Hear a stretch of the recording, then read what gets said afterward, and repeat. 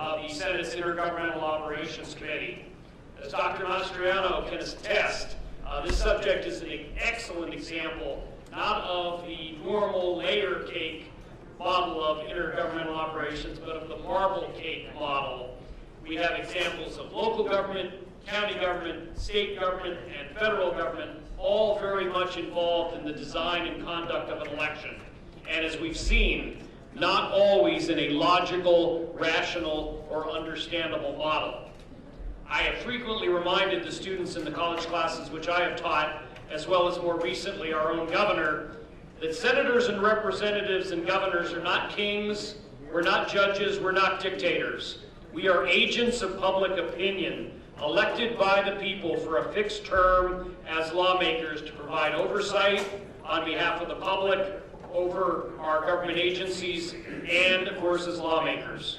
We're here today because we have all been receiving massive numbers of phone calls and emails and personal comments when we're out walking our dogs in our neighborhoods about the conduct of this election.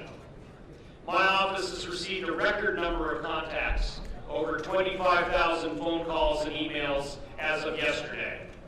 We all know that Pennsylvania's Secretary of the Commonwealth changed the guidance to election officials the day before the November 3rd election, which added a completely new element of doubt to our process. Issues that should have been resolved by the legislature as recommended by Supreme Court Justice Max Baer were instead carried out by the Secretary without the approval of the Senate or the House. This committee held a similar event in January of 2020 on recent changes to our state's election laws. At that time, the Secretary of the Commonwealth assured us that this process would be carried out smoothly. The large number of complaints which we have received from our constituents tells us a very different story. That's why we're here today, again, as agents of public opinion. Senator Mastriano and his staff have assembled a number of witnesses who will share their experiences with us regarding the conduct of this year's election. We look forward to listening to that testimony. But before we turn there, I want to introduce my good friend, our caucus administrator, and as of December 1st, our incoming majority leader. Congratulations to Kim Ward. Thank you for joining us. Please, Kim, your statement. Thank you, Senator Arnold, and thank you, Senator Mastriano, for inviting me to participate in what I think is very, very important to the people of Pennsylvania. As Senator Arnold has said, we have been inundated with calls and emails and messages in our social media. People are not feeling good nor confident about the process and the results because of that process.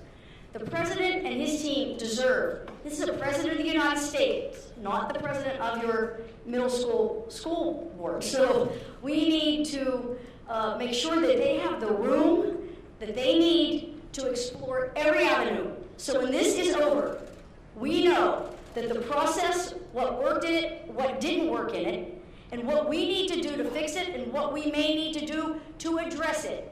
This has been very, very exhausting and hard on so many in Pennsylvania. And I look forward to listening to what the testifiers and Mr. Giuliani have to say to us today. So thank you very much again, and thank you. Thank you, Mr. Senator Mastriano. Thank you, Kim. Senator Mastriano, please. Thank you, Senator Argo and Senator Ward. Thank you for being here and supporting us here. And welcome everybody to this most historic occasion and this most historic town. And what happened here in 1863, I think today we're going to see a turning of the tide because we have not really heard the truth of the arguments made on the other side of what happened. And we're dealing with a government and leadership in Harrisburg that wants to close their ears to what's happened during this election, and sadly, many in the media that are complicit and want to write off what happened. So for me, on this battlefield and remembering what happened 157 years ago, especially 157 years ago last week, where Abraham Lincoln gave his most famous address, and I think his final sentence captures why we're here today. He said that this nation, under God, shall have a new birth of freedom, and that government of the people, by the people, for the people, shall not perish from the earth. And everything is at stake in what happened during this election cycle. Everything. The republic is at stake. This is no game for us. And for any veteran in this room here who wore the uniforms, such as Brigadier General Scott Perry, thank you for being here, sir. Put their lives on the line here fighting for our country, and to see that there's a group in this state and country willing to throw away our valuable and precious freedoms here for power. You know, for me,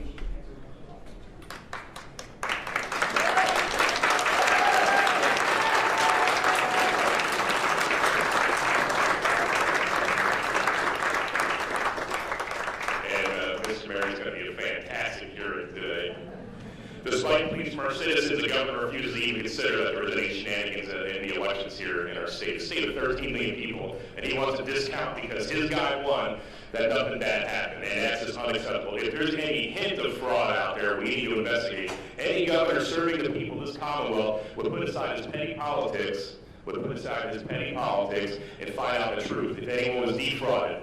And at this point here, he's unwilling to do that. Let me point out some hard facts here.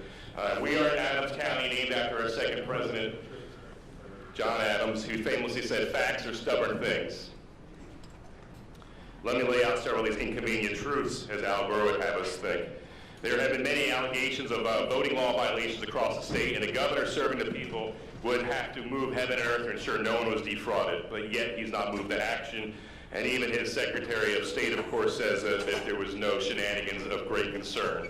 And I'll remind everyone that I was a no vote on the confirmation of Kathleen Bookvar 4 times that I interacted with her. I asked her why are elections in Afghanistan more secure than in Pennsylvania? And she sat there and blinked and couldn't give me a straight answer. That elections are more safe and secure in a war-torn country devastated by conflict since 1979. What is going on here? The place where this all started in 1776 and we can't get an election right? You gotta be kidding me here. And so as a result of her inaction, the governor's inaction, refusal to even look into any of the allegations, and to discount the very essential freedoms of our citizens, we are here today to try to find out what the heck happened in the election. You know, and likewise our Attorney General, our senior law enforcement official here, you know, instead of being focused on making sure things are lined up in kosher, before one vote was counted in Pennsylvania, the day before the election declared Biden the winner. I mean, there's nothing to see here. Could you imagine if the shoe was on the other foot? Would the media be so gracious and merciful and kind if it was a Republican? Absolutely not. And so, Houston, we have a problem here. You know, one of the most troubling things in this whole endeavor here, and it's not just because of the COVID, it's just a lack of transparency and accountability. So we're here to start shedding light on the darkness.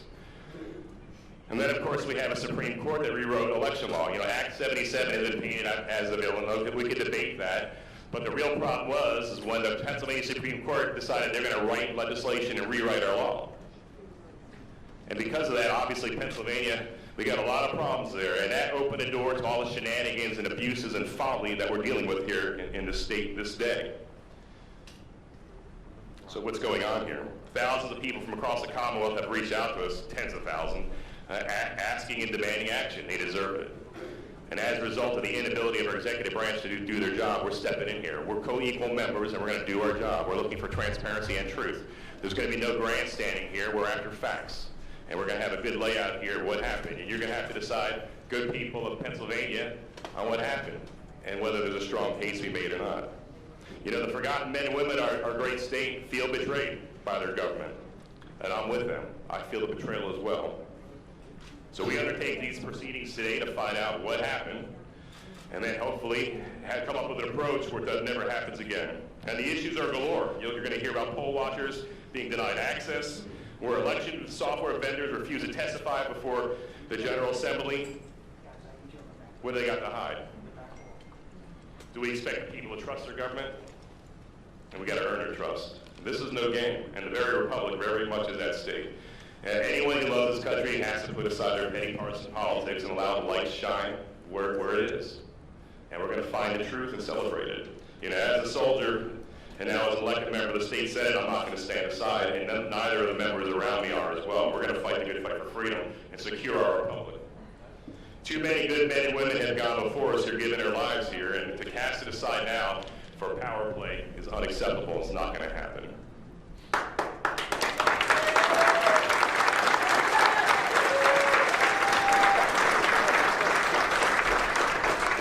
We do our great men and women in uniform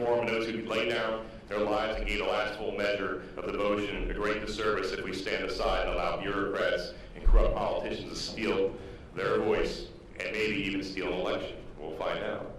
John 8:3, thank you. John 8:3-6 says that if Jesus set you free, you're free indeed. We're going to walk as free people in Pennsylvania. This is where all started. Amen.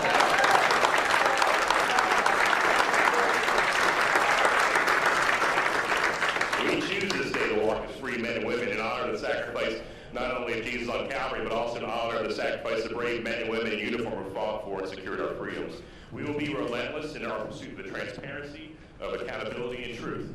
The time for dithering, politics, and games is over. The time for truth and justice is now. In conclusion, as Benjamin Franklin was leaving Constitutional Hall in 1787, he was approached by Mrs. Powell. And Mrs. Powell ran up to him. We surmise she knew him personally. And she said, "Well, Mr. Franklin, what do we have? A monarchy or a republic?" And he said, "A republic if you can keep it." This is our time to keep this republic. Thank you.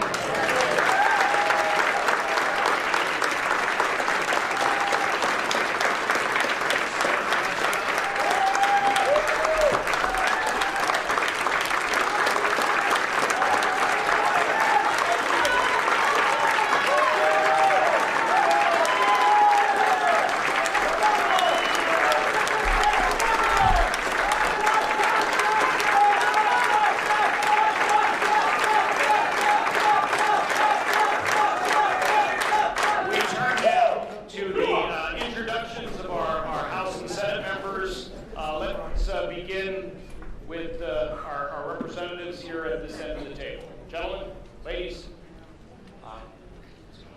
Representative Dave Zimmerman, serving the northeast part of Lancaster County. Representative Greg Rothman, the 87th District, Cumberland County. Representative Mike Jones, 93rd District, York County. Representative Paul Schemmel, portions of Franklin County. Representative Rob Kaufman, 89th District, Northern Franklin County. Representative Stephanie Borowitz from the 76th District. I'm honored to be here fighting for freedom. Hi, Senator Judy Ward from Blair County, representing Blair, parts of Huntington, parts of Franklin County, part of Cumberland County, and all of Fulton County. I believe you know Senator Mastriano.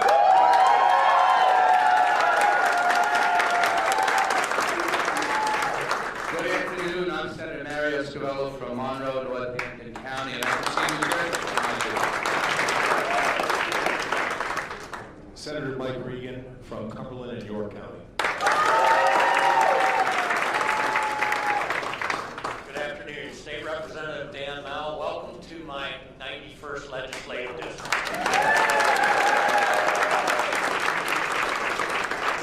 Representative Frank Ryan from Lebanon County.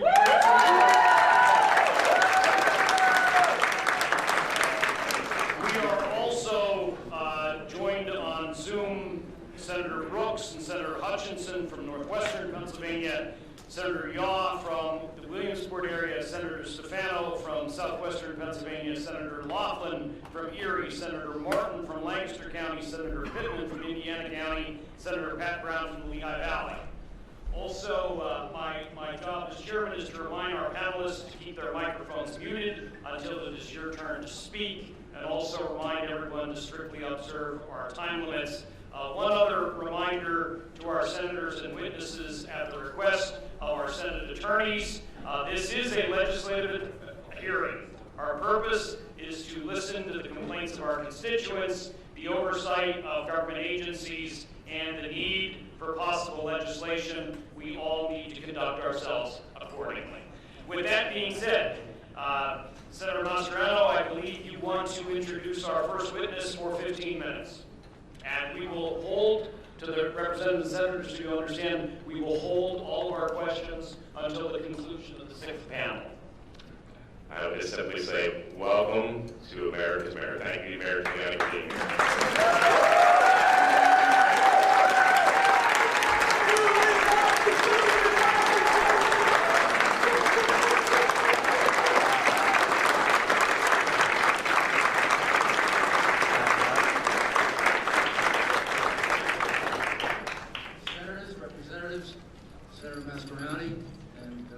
distinguished members of the legislature of Pennsylvania. We are very, very honored and very appreciative that you are giving us an opportunity to be heard, which we've been denied almost uniformly by the media and by legislatures elsewhere. All we ask is that you listen to the facts that we're presenting and then evaluate. I can't help but note that we're doing it here in Gettysburg. Over 156 years ago, the fate of our country hung in the balance right here on this hallowed ground for 3 relentless days of bloody close combat between 2 armies that lost over 50,000 casualties. The fate of our republic was really decided that we'd be one nation, one union, one government, sharing values that are enormously important to us. And I don't want to overstate it, but I do believe that those values are at stake, not only in this election, but in the way this election was conducted and in what we're going to do about it. Because if we allow elections in the future to be conducted the way this election was conducted, we will have lost our democracy, our representative democracy. During the course of this election, we've come pretty close to losing our right of free speech. There's been censorship that I've never seen before, of an incredible nature by big tech, big networks, big companies. They only allow one side to be heard, and they refuse to allow the other side to be heard. It's almost as if they're afraid the American people, if they should learn these facts, will find out just who they are and what they're about. This voter fraud that took place, which, as you will see from the witnesses that we call, had several dimensions to it, several different ways in which it was done. The most dangerous thing is it is very, very similar in at least 6 states that we've been able to study. In other words, what we're going to describe to you with these witnesses happened in roughly the same way in Michigan, Wisconsin, Nevada, Arizona, and Georgia. Primary device were the mail-in ballots. You know there was a fierce debate over whether we should have mail-in ballots in the first place. Many scholars, many experts always felt that mail-in ballots were very dangerous because they're very easy to forge. It leads to more defrauding. We were warned by Justice Souter, among others.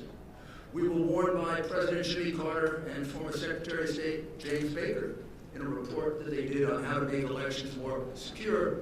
They warned us that the one thing to do is do not go to general mail-in voting, because every place it's been used, it's led to tremendous fraud.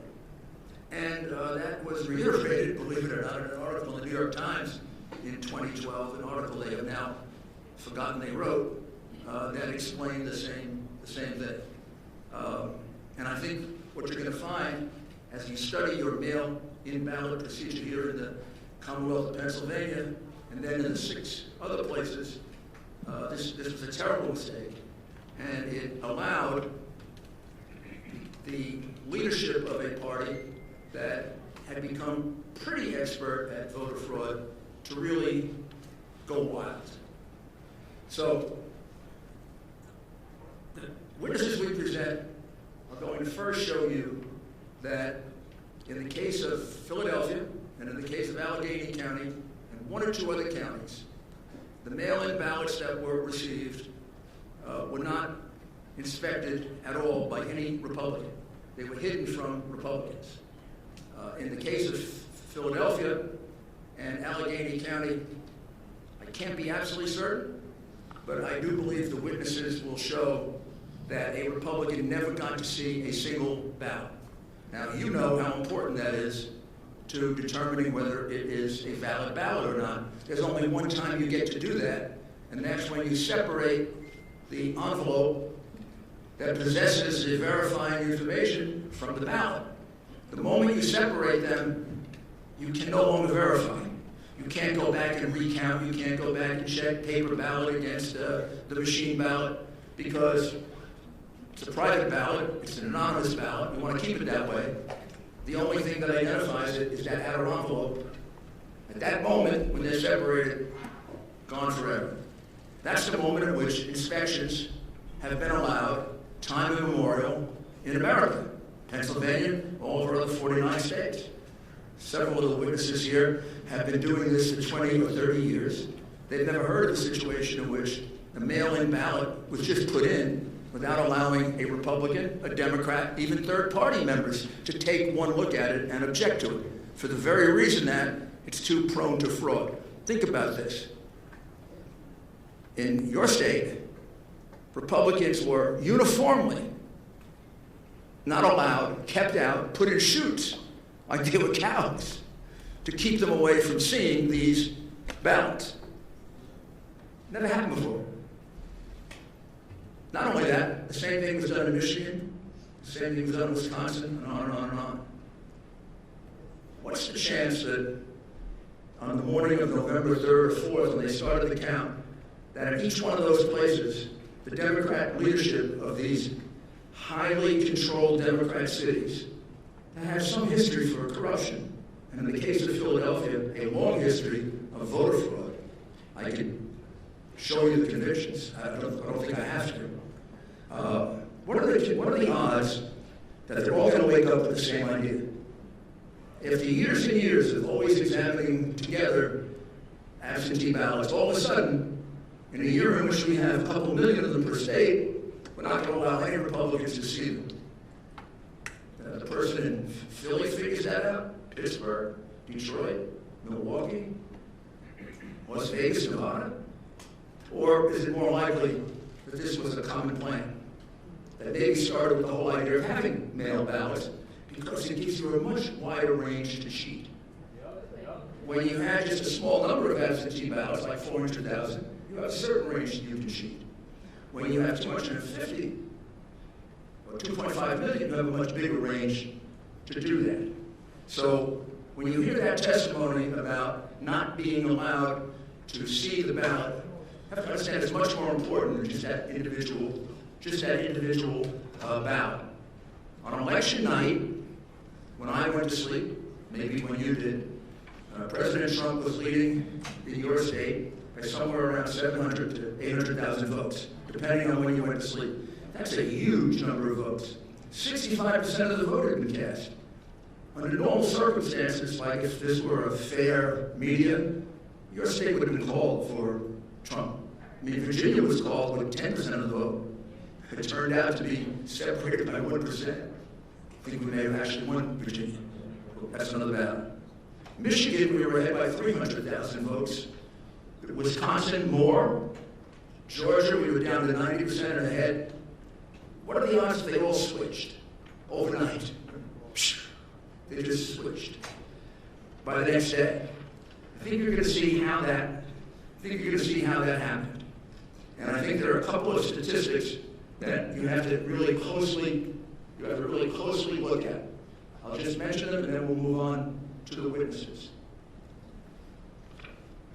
We have calculated, and evidence will show, that there were 682,770 mail-in ballots that were entered into your votes in just Allegheny County and in Philadelphia that were not observed by any single Republican.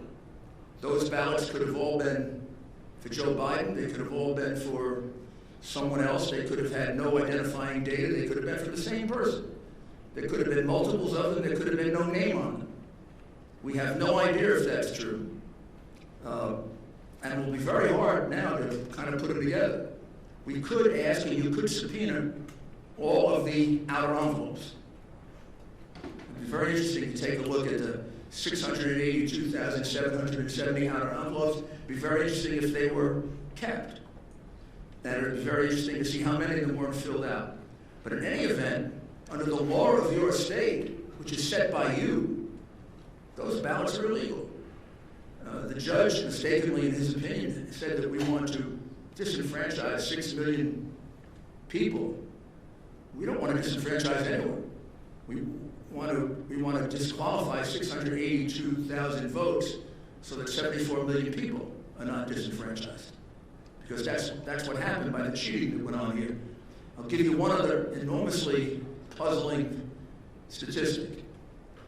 You sent out in the state of Commonwealth of Pennsylvania 148 absentee or mail-in ballots. You received back 1.4 million approximately. However, in the count for president, you counted 2.5 million. I don't know what accounts for that 700,000 difference between the number of ballots you sent out and the number of ballots that ended up in the count. That number, 2,589,242, was on your government website until yesterday. And yesterday it was removed without explanation. I'm going to be very interested in hearing what the explanation is. And I can't imagine you could possibly certify without knowing the explanation of that, as well as the explanation to the 22,686 mail-in ballots that were returned on the day they were mailed. That's a trick. How about they were returned? How about 32,591 were returned the day after they were mailed? Another 20,000 were returned before they were mailed. Of course, I think this is a kind of a low count, and I guess the crooks in Philadelphia are disappointed in this.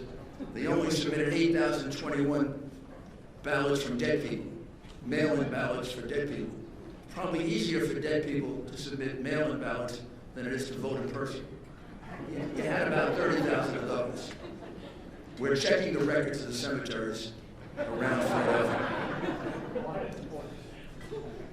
You have 4,984 mail-in ballots that were never requested, and on and on and on and on.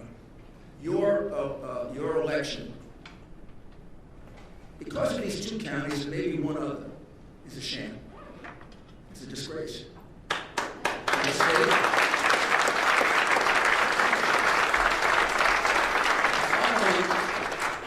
I don't need to remind you of this. I think I need to remind America of this. The election for President of the United States is not run by the governor of your state. It's not run by your election commissioner. The United States Constitution makes it clear who has the responsibility for running this election. Article 2, Section 1, Clause 2 of our Constitution. It doesn't say that ABC gets to call the winner, or CNN. It says,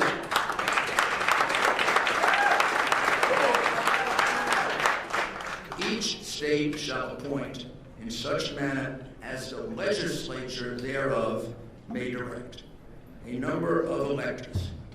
It's the state legislature that controls this process. It's your power. It's your responsibility. And I think you know, and you have to convince the rest of your members, Republican and Democrat, they owe that to the people of your state. And they owe that to the people of the United States. Because if this happens without consequence, if they can just enter 600,000 some odd mail-in ballots without allowing a single Republican to view it, what's to say that next time they won't do 1 million or 2 million? I know crooks really well. You give them an inch and they take a mile, and you give them a mile and they take your whole country. So now we'll proceed with the witnesses.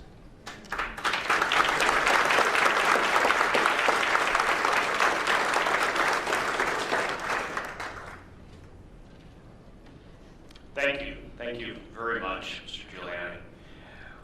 I've been informed that we have also been joined on Zoom by Senator Kristen Phillips-Hill, Representative Don Kiefer, Representative Barb Gleim from Central Pennsylvania, Representative Darrell Metcalf from Butler County, and Senator Langerhoek from Johnstown area.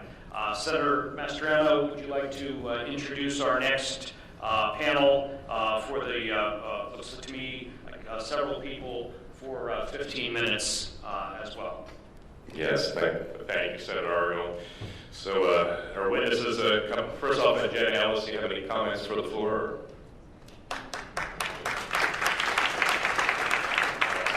Legal advisor to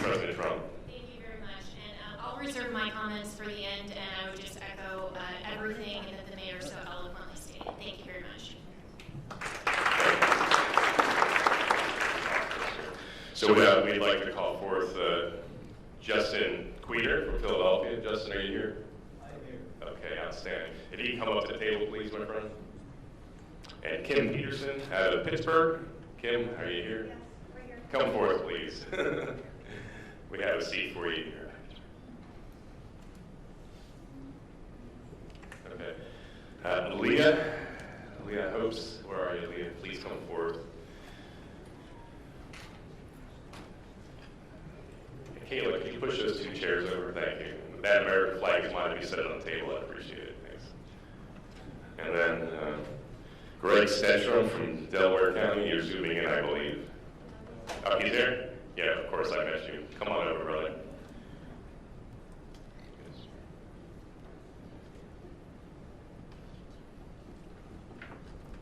Okay, if you can, among yourselves, please divide up the next 15 minutes, and again, we'll hold all questions until the end.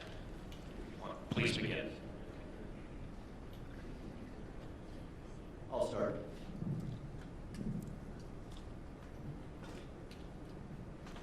Thank you, Senators and Representatives, for inviting me to this important hearing. My name is Justin C. Queter, Kweder. I am a resident and registered voter in the city and county of Philadelphia. I'm an attorney. I am barred here in the Commonwealth. I am a volunteer certified GOP canvass observer.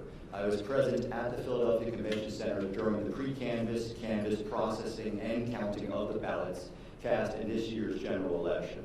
I was first present as an observer at the Convention Center and at the count on Election Day.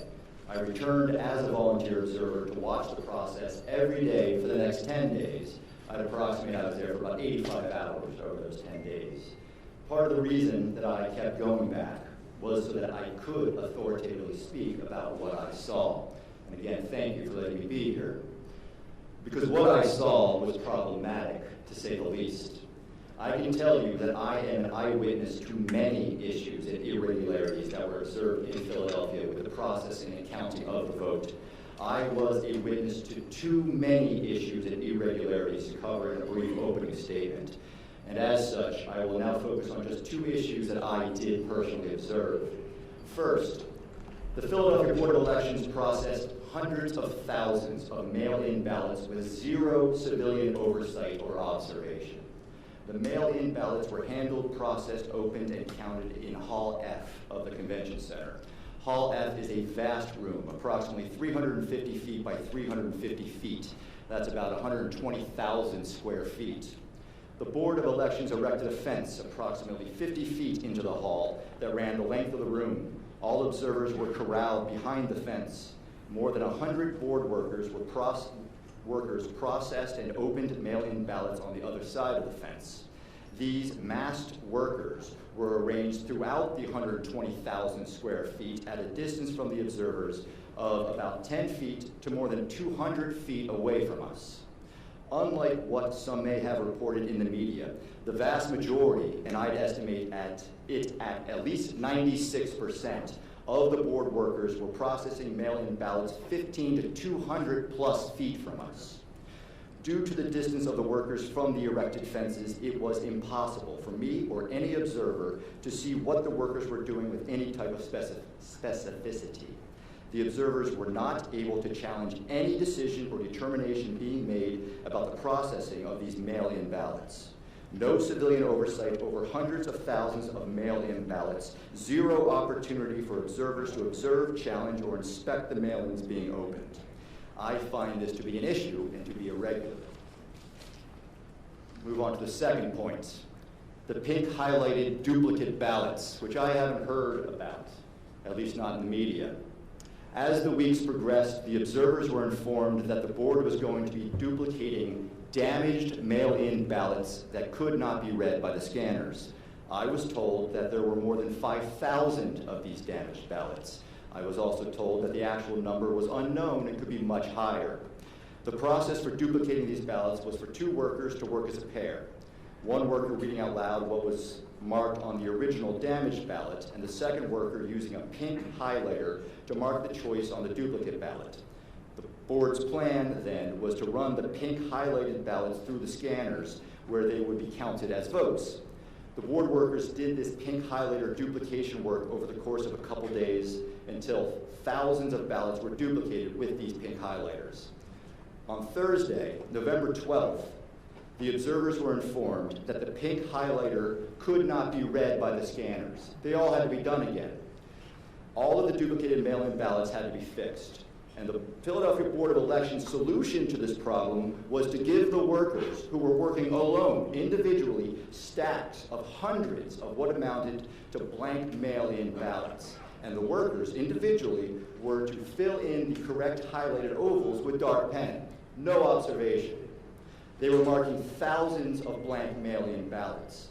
The workers did this double recreation work for hours before the observers realized what was going on, because we weren't told what was going on.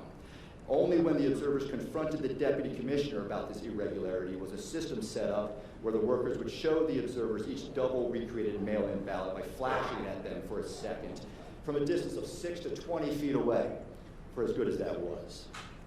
Thousands of mail-in ballots were ultimately counted in this way.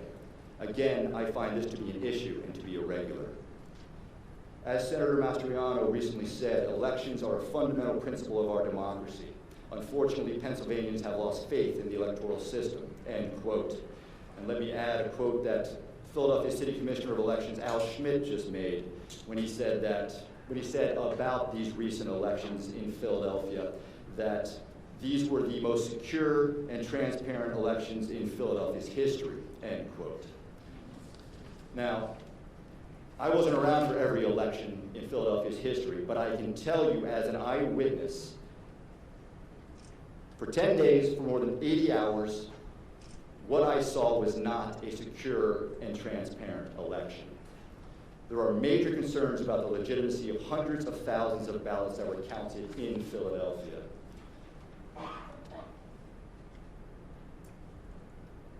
Excuse me.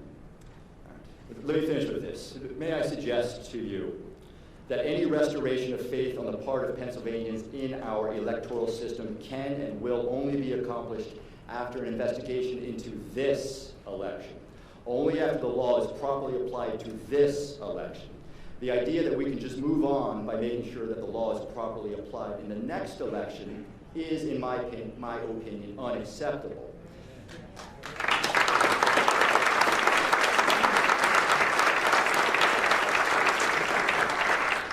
The issues, irregularities, and illegitimacy of what I saw leads me to conclude that the laws of the Commonwealth and of the United States were not being followed in Philadelphia when hundreds of thousands of ballots were counted in this year's general election.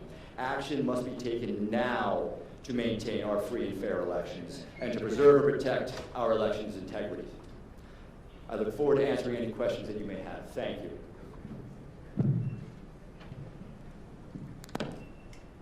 Good afternoon. My name is Kim Peterson, and I appreciate that I'm here today. Thank you all for having me here today. I'm from Pittsburgh, Pennsylvania, and I am here to tell you what I witnessed as a canvasser where the warehouse where they open the mail-in ballots and separate them from the envelopes as we've been discussing. As the afternoon of Election Day, I went to the down to the warehouse to be a canvasser, as a Republican representative, to be able to watch them open the mail-in ballots.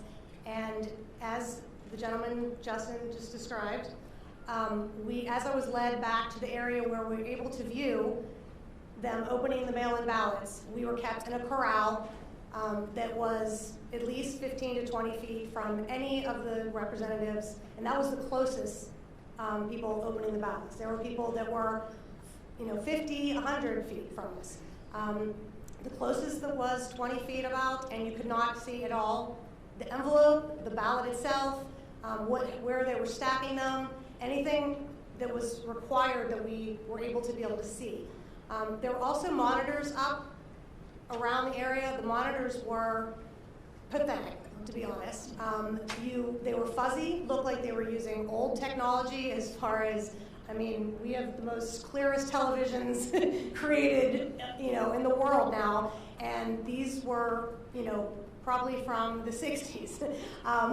You're looking at all these multiple cameras, screenshots put together, of people opening ballots, but you could not even see at all or witness anything if anything was any misdoing or anything going wrong.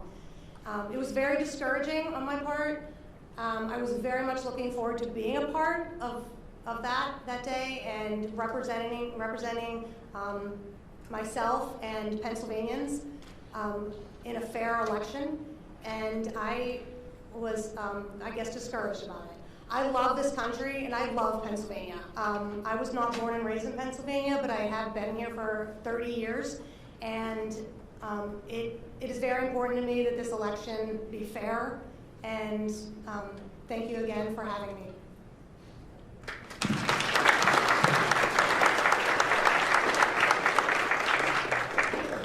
First and foremost, my name is Leah Hoops. I'm from Delaware County, Pennsylvania. I was a poll watcher on the day of election, and I was also present at the counting center in Chester, Pennsylvania. So first and foremost, thank you to this committee and all those involved, and especially Senator Mastriano and former Mayor Rudy Giuliani. To our fearless and brave president, thank you for being our shield and putting us first, and I'm forever grateful. It is an absolute honor to be a part of this hearing and to finally have an opportunity to speak about what took place in Delaware County, Pennsylvania. I feel as an American that it is my duty to help protect the integrity of our elections, not just for me, but for every American. There are many who have lost life and limb for my right to vote. I want to give a brief introduction and history of how I got involved in this election. 4 years ago, Donald Trump came down an escalator, and I knew that he was here to take back our country. I was born and raised in Delaware County in a conservative home. I was taught from an early age to love thy neighbor, defend your country, and by all means, always speak the truth. I took those values throughout my life and applied them in every avenue possible, which brings me up to the present. And about 18 months ago, I became a volunteer and assisted with a campaign for a magisterial judge. In that process, I was approached by my current chairman and became an appointed committeewoman for the Bethel Township Republican Party. In conjunction with my committee position, I also started volunteering for the Trump campaign, registering voters, and assisting with events. During this time, I started a watchdog group and reached out to the Thomas More Society. Now, associates, we've been focusing our efforts in election integrity. Our greatest efforts have been in following closely the newly elected and completely Democrat-run Delaware County Council and the Democrat Majority Election Board. This also includes any and all contractors, support staff, and any key players involved. What we found was actually concerning. Not only was private grant money used from the Center for Tech and Life owned by Google and Mark Zuckerberg, but pop-up voter sites were also approved. These pop-up voter sites were placed in heavily Democrat cities, including Chester and Upper Darby, Pennsylvania, in which case the grant money from the CTCL was used to pay for electioneering. It was literally a one-stop shop. Walk in, apply, get your ballot, submit, and you were out the door. But where this didn't take place was in heavily Republican and independent areas. Let's also make note that the voting machine warehouse supervisor is a Bernie Sanders delegate, who is also solely responsible for every scanner, machine, V-card, and all machines with absolutely zero experience in this area.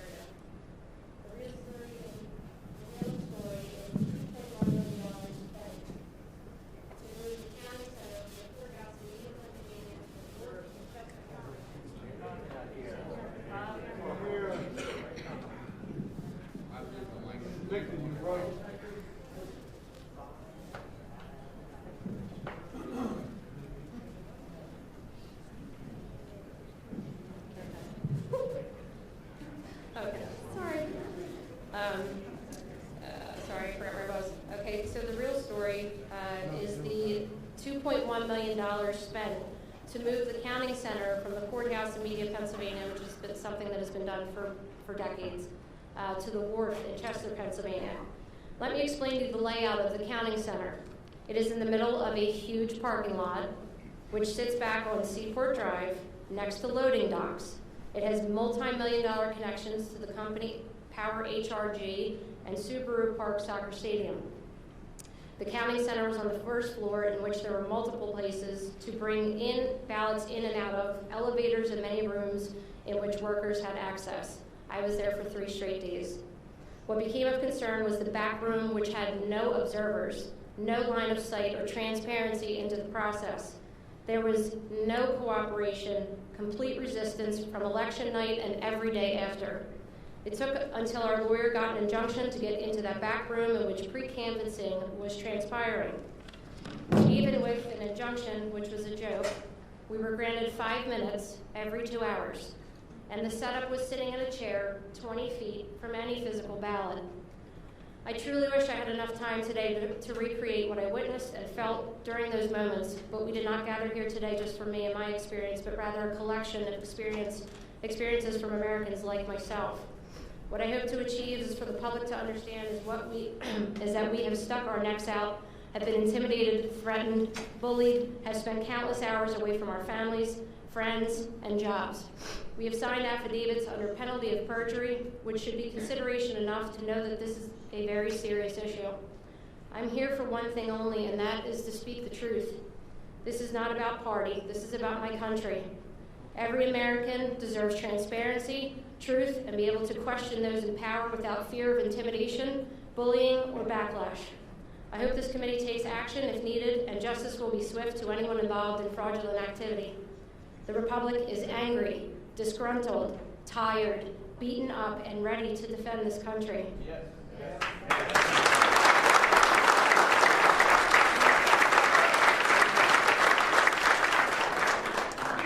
Thank you. Without election integrity, we are just another banana republic. I thank you again for your time, efforts, and service, and it is an honor to be here and to be part of a historical moment. Thank you.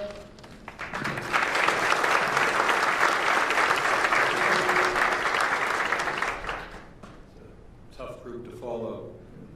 My name is Gregory Stenstrom. I'm from Delaware County. I'm a father, a family man. I was a former commanding officer and executive officer in the Navy. I'm a veteran of foreign wars. I'm a CEO of my own private company. I'm a data scientist. I'm a forensic computer scientist. I'm an expert in security and fraud. Leah had recruited me for this election, and I was glad. Thank you for that. So for the first part of the day, I was a poll watcher in the city of Chester, and I was with just another former U.S. Marine officer, and the two of us were the only GOP poll watchers in the city of Chester, which is about 40,000 people. Because of the consolidation for COVID, there were 7 polls we were allowed to, that we were able to make it to in 22 precincts. What we saw out there was pretty orderly and exciting. People were excited to vote. One of the things we saw out in the field was that people, quite a few people had done mail-in ballots. So they came in and they hadn't been updated in the Delaware County database yet. So they would come in and say, the database is not showing me on the database, I'd like to vote. So the process, one of the processes was to give them a provisional ballot. And then they would vote provisionally, and then later on their vote would be sorted out. That didn't happen. I observed, and the gentleman that was with me observed 7 different polls where the people were given a regular ballot.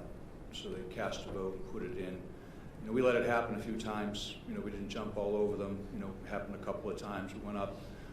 In all cases, the election judges were very forthcoming, very polite. They apologized and they said they couldn't do it.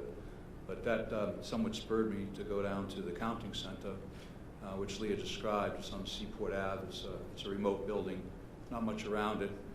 And I wanted to take a look. All day long, I had been told that there were 10 to 20 GOP poll watchers down there, and that everything was well in hand. And out of curiosity, I decided to go down.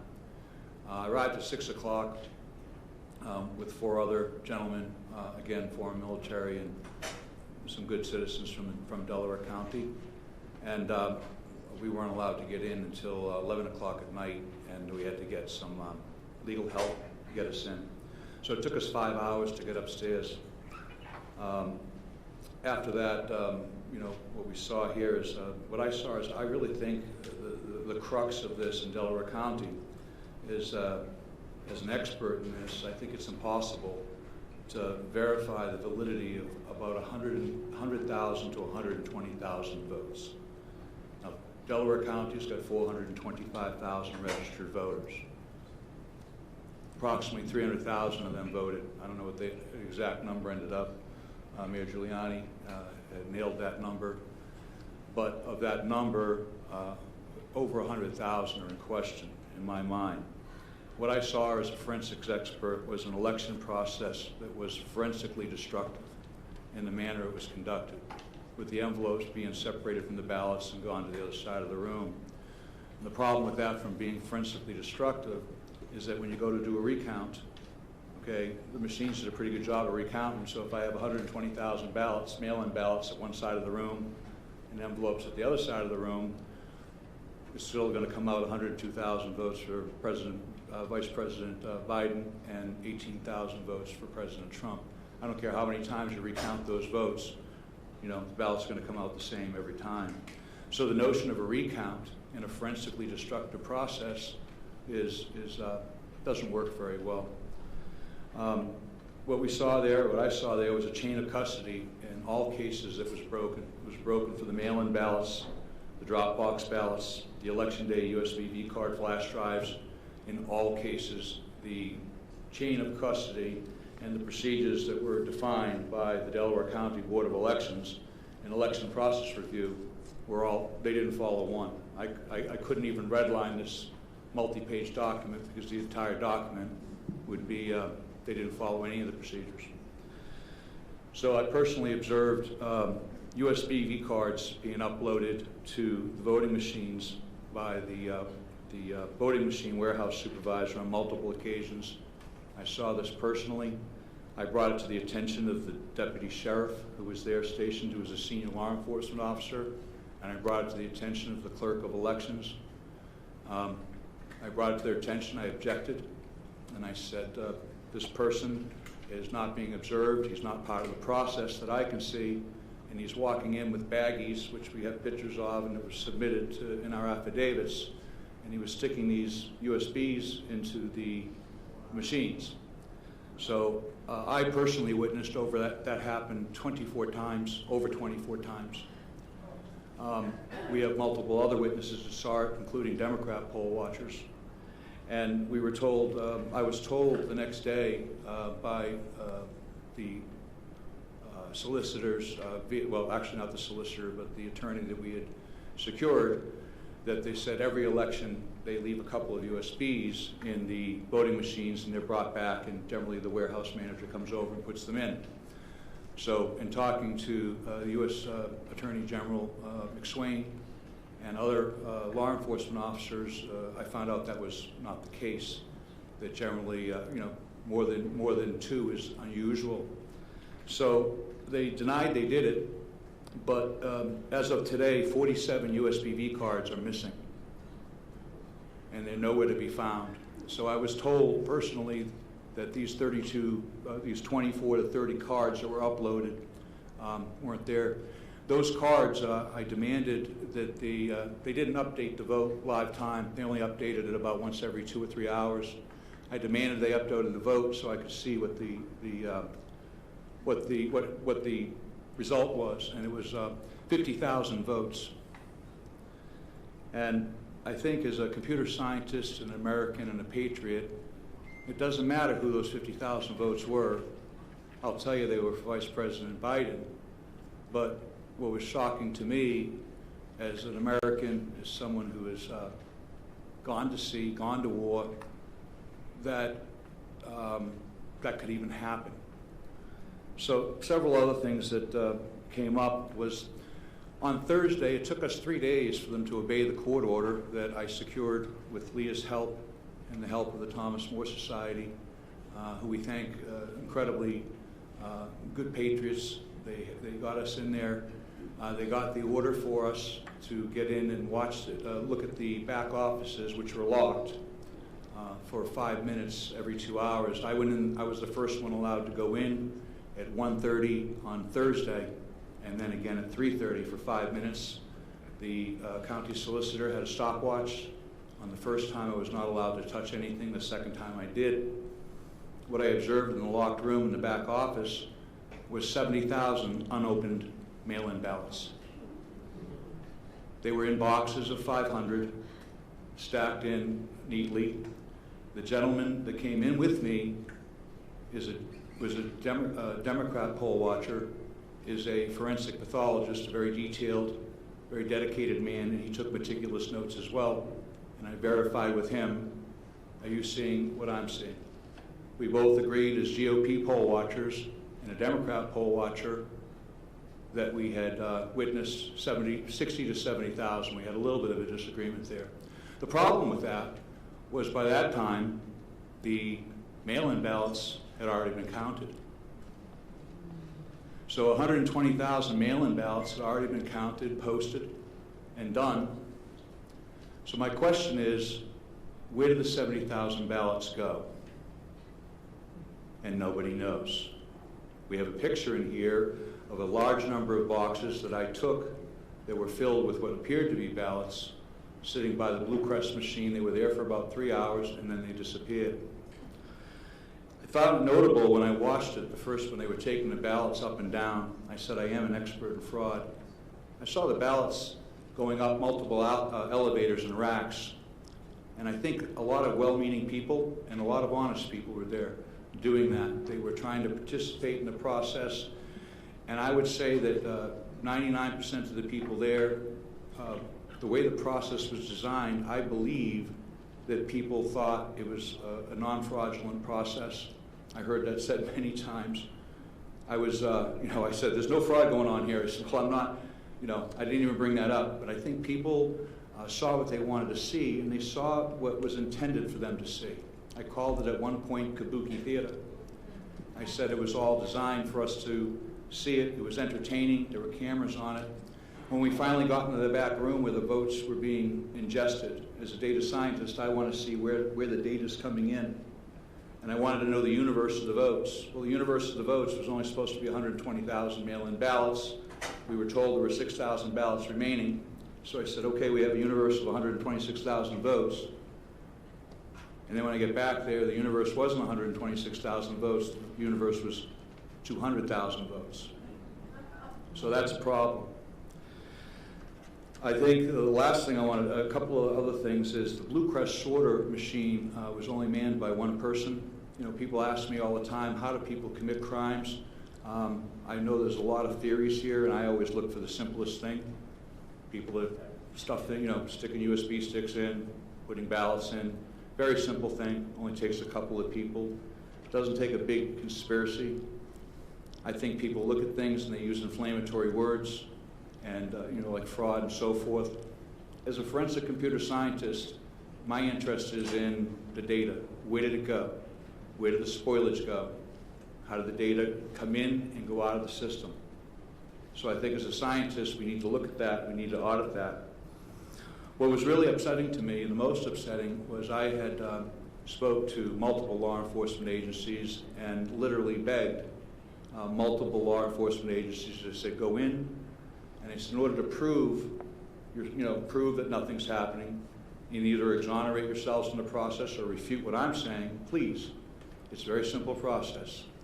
Just go get the forensic evidence from the computers. It's a simple process. You turn the computer off. It's non-destructive. Takes moments, maybe half an hour, 20 minutes to do it properly and collect the evidence. You open the computer up. You take a device called a bit blocker. You put it in the hard drive. It's done under the observation of law enforcement officers. They take a forensic image of the drive, put it all back together. It wouldn't have taken more than an hour to image all 5 machines. That was never done, despite my objections, and that was 3 weeks ago. Lastly, when they said, well, we've got all the forensic records and so forth. We just learned 2 days ago that virtually all chain of custody logs, records, yellow sheets, everything was gone. All forensic evidence, all custody sheets in Delaware County are gone. They had a signing party where they sat down, and poll workers were invited back to recreate those logs, and our understanding as of today was that they were unsuccessful in getting them all. So we have a situation where we have 100,000 ballots to 120,000 ballots, both mail-in and USB, that are in question. Now, there's no cure for this. There's no remedy for this. As a home charter, we could have a re-election in Delaware County for our own representatives within our own town. But there is no cure for that for the President of the United States. And I don't believe, as a citizen and an observer to this, that anybody could certify that vote in any good conscience. And if the Democrats that were part of this process,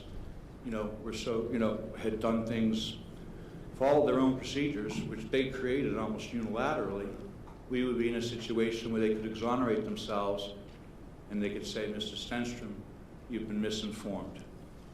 We have evidence here that refutes what you said. But that's not the case. They can't do that. So I say, if you can't certify that vote, and you can't certify 100,000 votes out of 300,000, then you can't certify Delaware County. And I'm done, and thank you for your time and patience.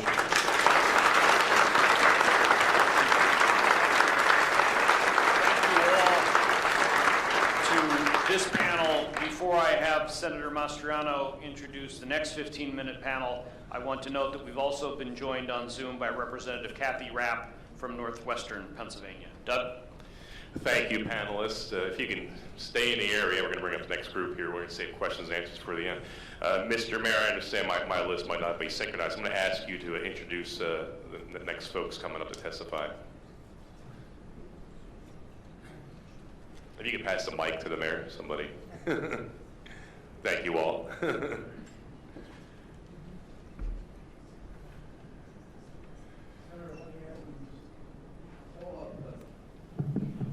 Call up four more witnesses like this, or we could now put on the statistical expert who could explain some of this, and then put on the additional. Either way you prefer. Statistical expert sounds good. Okay, then we'll call Colonel Walter.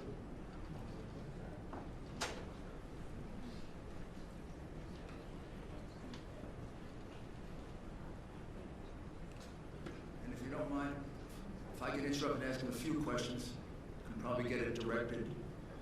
It's good for me to do that, because I don't understand it, so. I'm only kidding. Colonel, please introduce yourself. Good afternoon, Senator, Colonel, and gentlemen, ladies. My name is Phil Waldron. I'm a retired Army colonel, 30 years. Spent the first half of my career, just like Colonel Mastriano here, as a cavalry officer conducting armed reconnaissance, counter reconnaissance. Last half of my career spent in information warfare as a psychological operations officer and information operations officer. Conducted computer network operations, electronic warfare, special electronic warfare, deception, counter-deception, and OPSEC, and a couple other specialties. Military intelligence officer. Still got stats in his purse. So I spent all of my time as an operations officer. My perspective, looking at this this problem set, is how to break in, how to break it, how to destroy it, how to manipulate it. And my team has been researching this specific issue since August, but we're working with another team that's been intently working on this problem set, the voting machine manipulation, for 2 years, since the Ted Cruz and Beto race in Texas in 2018 and the Kentucky governor's race, where there were significant anomalies observed. And I'd like to add that there are many, many more teams like ours, small teams that are joined in this fight, and they're throwing the flag left and right. So there's a lot of folks who are recognizing anomalies. The voting systems in the U.S. And in Pennsylvania were built to be manipulated. They've been used in elections around the world, and stolen elections around the world. Venezuela, Italy, Argentina, Singapore, Bolivia, as close as 2 weeks ago. Philadelphia uses ES&S, Pittsburgh uses Dominion, other counties in Pennsylvania use Dominion and other systems. So what's the real deal? So all of these election systems have a common DNA. SGO Smartmatic sold Sequoia voting systems to Dominion in 2010. And then the Diebold company spun off Premier Election Systems Dominion as a result of an antitrust suit. So the bottom line is that these systems have similar code and similar functions. And just so you know, I know there have been statements to the contrary, but I personally debriefed the son of a Cuban intelligence officer who had firsthand knowledge of Hugo Chavez's family members who told him not to worry about the populist threat against Maduro's election in Venezuela. Quote unquote, that it was guaranteed. Their father invested the money to build the SGO voting machine system. So I have no reason to doubt this gentleman. He's sworn an affidavit to this effect. But that's the root of the SGO voting machines. So these systems are not what you've been told. They are connected to the internet and servers outside of the U.S. They're connected from top to the bottom in the middle. There is no transparency, as our previous witnesses mentioned, as to how the voter information is processed, how and where it's stored. The voting record is able to be modified and or deleted by operators, administrators, and outside threats. Operators can assign votes for write-in ballots, blank ballots, or error ballots in large numbers so that they can be directed toward one candidate or another at the operator's or supervisor's discretion. And many experts have published how easily these machines can be hacked to manipulate votes. As a matter of fact, one of our white hat hackers previously discovered a malware that's present on the servers that captures every login and every password of every operator down to the precinct level that logs into one of these systems. It's just like giving the password to your bank account out, putting it on the dark web. It's not going to be there very long. And just so you probably are all aware, on 30 September, an election storage facility was robbed in your state. 30 USB devices were stolen and a laptop. Those USB devices more than likely had encryption devices, and you just heard another previous witness talk about the non-standard use of the USB storage devices. So these systems, in a nutshell, allow authorized and unauthorized users to cancel votes, shift votes, preload votes, vote blank ballots, all in real time and in large numbers. They're connected from the top to the bottom. So one bad actor or a team of bad actors can have equally negative inputs. It's been described by another person in another state that we're working with, just like the lotto. Whoever organizes the lotto is always going to win. It's controlling the numbers and it's controlling the margins. Our experts and other academics believe that up to 1.2 million Pennsylvania votes could have been altered or fraudulent. This is what we discovered in the last 22 days. Really, only a detailed forensic analysis of the actual machines and software will truly show how many Pennsylvania citizens have had their civil rights violated. So to use these type of machines with little or no audit trails, little or no transparency of how the votes are processed, where they go, where they're stored, will never leave the public satisfied that we truly have a representative democracy. I'd like to correct something the mayor said. I am not a statistician. I'm a combat officer and didn't do well in math. But I can understand the numbers that he put out earlier. Want to share with you one chart. I believe it's in your package. So what our team has done is focused on the spike anomalies. And these are events where a numerical amount of votes are processed in a time period that's not feasible or mechanically possible under normal circumstances. I believe Greg Stenstrom mentioned earlier the processing of these ballots through machines. There's a manufacturer specified rate of speed that a number of ballots can be imaged and processed. These spike anomalies in this chart really show where for us to look forensically to actually determine what happened with these votes. Our team has looked at these systems, and there are a dozen ways to interdict the voting process in the issue, whether it's mail-in ballot manipulations, They can scan and allocate votes, blank votes, where there was 70,000 votes left in the back room. There's just lots of ways to integrate these systems. So with that, I'll answer any potential questions. Thank you. Next panel, please. Yes, sir. Ask me to clarify one or two things. When we look at this Pennsylvania fixing the vote chart that they all have, could you explain at the very beginning what that line means, Biden injection? So at the very beginning of the chart, where there's a circle that says on election day, what that indicates is there is a spike in loaded votes of 337,000 plus or minus some votes that were added in there in one big batch.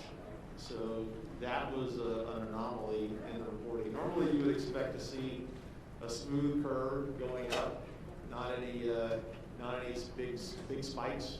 That's kind of what Greg was talking about, the anomalies of loading and uploading those votes. So that big spike that occurs there is a prime indicator of fraudulent voting. And that's 604,000 votes in 90 minutes, is that right? Correct. This is 337 votes, 337,000 votes in that period of time. Yes. And when you look at this entire curve with all these spikes, can you calculate how much of a vote that accounted for Biden and how much for Trump? Close to 600,000. I think our figures are about 570,000. That all those spikes represent over time. For Biden? Correct. And how much for Trump? I think it was a little over 200.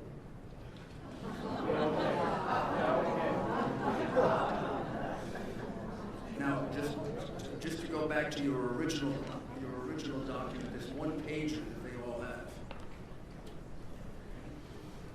Mail-in ballots counted without being observed. Those are the ballots we were talking about that were not observed in Allegheny County and in Philadelphia. Correct. Is that right? 682,770. Now, this is the part that is a mystery. Mailed ballots sent out, 1,823,148. But when you go to the final count of the vote, there are 2,589,242 mail-in ballots. What happened? How do you account for the 700,000 mail-in ballots that appeared from nowhere? So our cyber team uses white hat hacking techniques to gather a lot of publicly available information, and that information was from the Secretary of State's website. That website has been updated as late as 11/16 this morning with provisional and mail-in ballots, so those numbers are still changing. They changed last night, so it's a continual target. This is 22 days after the election. That number, the 2.5 million number is no longer on the website. Just been taken off? It's not there. Is there any explanation for why it's been taken off? There's no explanation.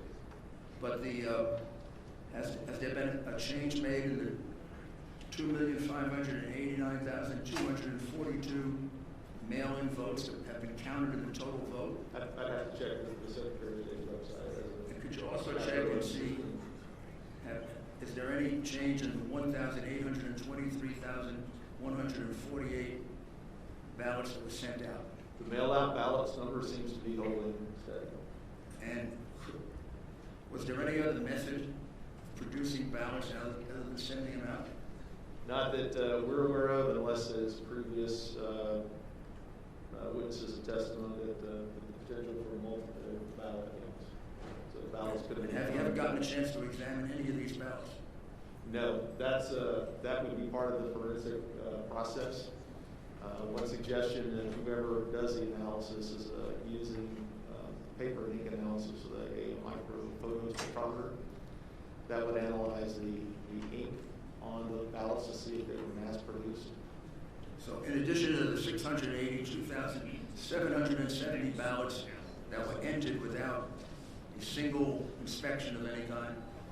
There also appear to be something like 700,000 ballots, mail-in ballots, that were never sent out, that were counted. There are no discrepancies in the That's a Secretary's. pretty big discrepancy. And that's been there. Thank you. We do have to press on to the next panel since we have a lot of questions pending here. Mr. Mayor, could you introduce the next panelists? So now we have Jane Winters, Gary Feldman, who's going to be on a Zoom. Is he here? Then have him come up. Please come up as you call. I believe Charles Nudo, N-U-D-O, and David Shestakis.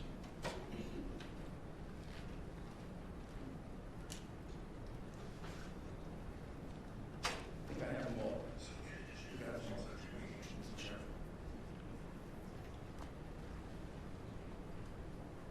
Chairman. Thank you, gentlemen. We'll start with the men physically in the room here with your testimony, and then go to the Zoom after that, so please. Thank you, Senator. My name is Gary Feldman. I am a resident and voter of Philadelphia City and County. I'm registered as a Republican. I have been involved with Philadelphia Republican politics for over 20 years now. I've had watcher certificates, and on this past November 3rd, 2020, I was issued a watcher certificate to be the watcher for President Donald Trump. This is the watcher certificate that I was given, and it is issued for President Donald Trump to me. These watcher certificates, I'm not sure the exact year, I'm going to say about 2002 or 2003, are now for county-wide. So everywhere in the county, the watcher certificate is good for. So Philadelphia is city and county, so this watcher certificate, which reads, this certificate authorized the individual to watch in any ward or division in Philadelphia. And that's what the top line. If you want to see the watcher certificate, I'll gladly bring it up. So anyway, I was in my vehicle as kind of like volunteering for the president with an attorney, and he was monitoring any kind of problems that could happen in Philadelphia. His name was Will Chamberlain, and he was pretty good on Twitter and other social media stuff. So we got a word that they were not letting Republican watchers in the polling places in South Philly. So we went to a place which happened to be a funeral parlor where they were doing the election, and I walked in with the watcher certificate in both hands to make sure that they wouldn't snag it out of my hand. They immediately wanted me to identify myself. One of the problems that happens is the Republican watcher certificates are this gold-orange color, where the Democrats are like a light blue. I've never really seen one, but I heard they're light blue. So they know right away that we're Republicans coming in there to watch. So two poll workers, I don't know who they were wearing masks and everything. I produced a certificate, and she starts saying it's not good here. And I'm like, it is. And I said, please read the top line. The gentleman that was with her said, would you like to go outside and talk about this? I was not looking for a confrontation. And the other thing is, too, is I did have my bandana on. They had their face shield, but they weren't practicing social distancing. They were right on top of me. So we did step outside because he wanted to step outside. Will Chamberlain is not a Philadelphia resident, so he's not issued a Philadelphia watcher certificate. And he proceeded to take a video of me having a confrontation on the street with these two, I don't know who they were. I don't know if they were poll workers, they never identified who they were. The video, which was released to the public, is a little over 30 seconds on Twitter, and it already has 3.8 million hits on Will's Twitter page. There is a complete video. It's on my phone, and I know I did made it available to the senators. It's over a minute about what happened on the street. I tried to explain this washer certificate is for the city of Philadelphia. You're in the city of Philadelphia, and you have to let me observe. I'm the eyes and ears of the President of the United States, and they wouldn't allow that. Thank you. Sir.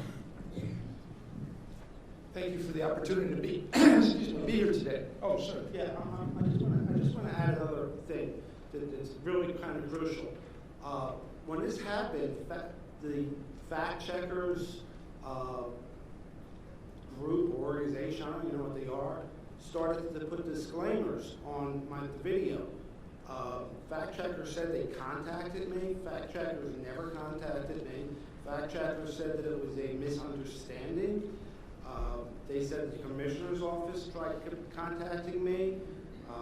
They used the name Kevin Feely from the commissioner's office. I don't know who Kevin Feely is. Nobody from fact checkers called me. I don't even know if they have my phone number.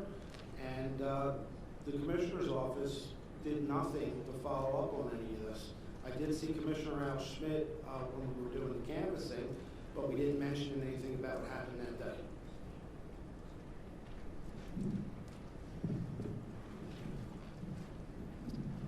Good afternoon. I'm Dave Shostokis. I'm an attorney, licensed to practice law in Illinois and Florida. Some time ago, I was a Cook County Assistant State's Attorney Prosecutor, and during that time, I actually did election law enforcement during the course of that time, including seeing to it that people had appropriate access and precinct openings and closings, that machines were zeroed out. Since that time, I've either been a candidate or a campaign in over 10 other individual elections. And in 2016, I actually worked as a volunteer for the Trump-Rubio campaign in Broward County, Florida. I discovered them opening mail-in ballots in a locked room. Before that was all said and done, we actually had a Broward County judge monitoring everybody's access. He was actually on site monitoring everybody's access to see to it that could happen, see to it that everybody would have appropriate access. Currently, I am lead counsel in conjunction with Judicial Watch in a suit called Illinois Conservative Union versus the Illinois State Board of Elections for violations of the board in terms of the National Voter Registration Act. I give them that kind of background to give you some idea of where I'm coming from on this subject.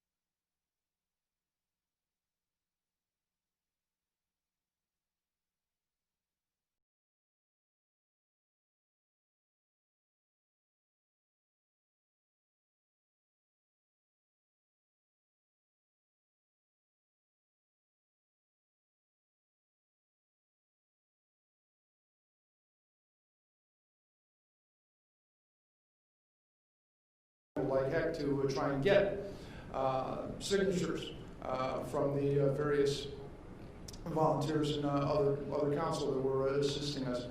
Needless to say, we lost about 20, 25 folks that we were unable to get the credentials to in advance.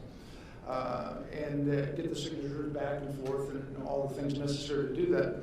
So I wanted to mention that you're hearing about global, huge global issues, but it goes down to the petty as well.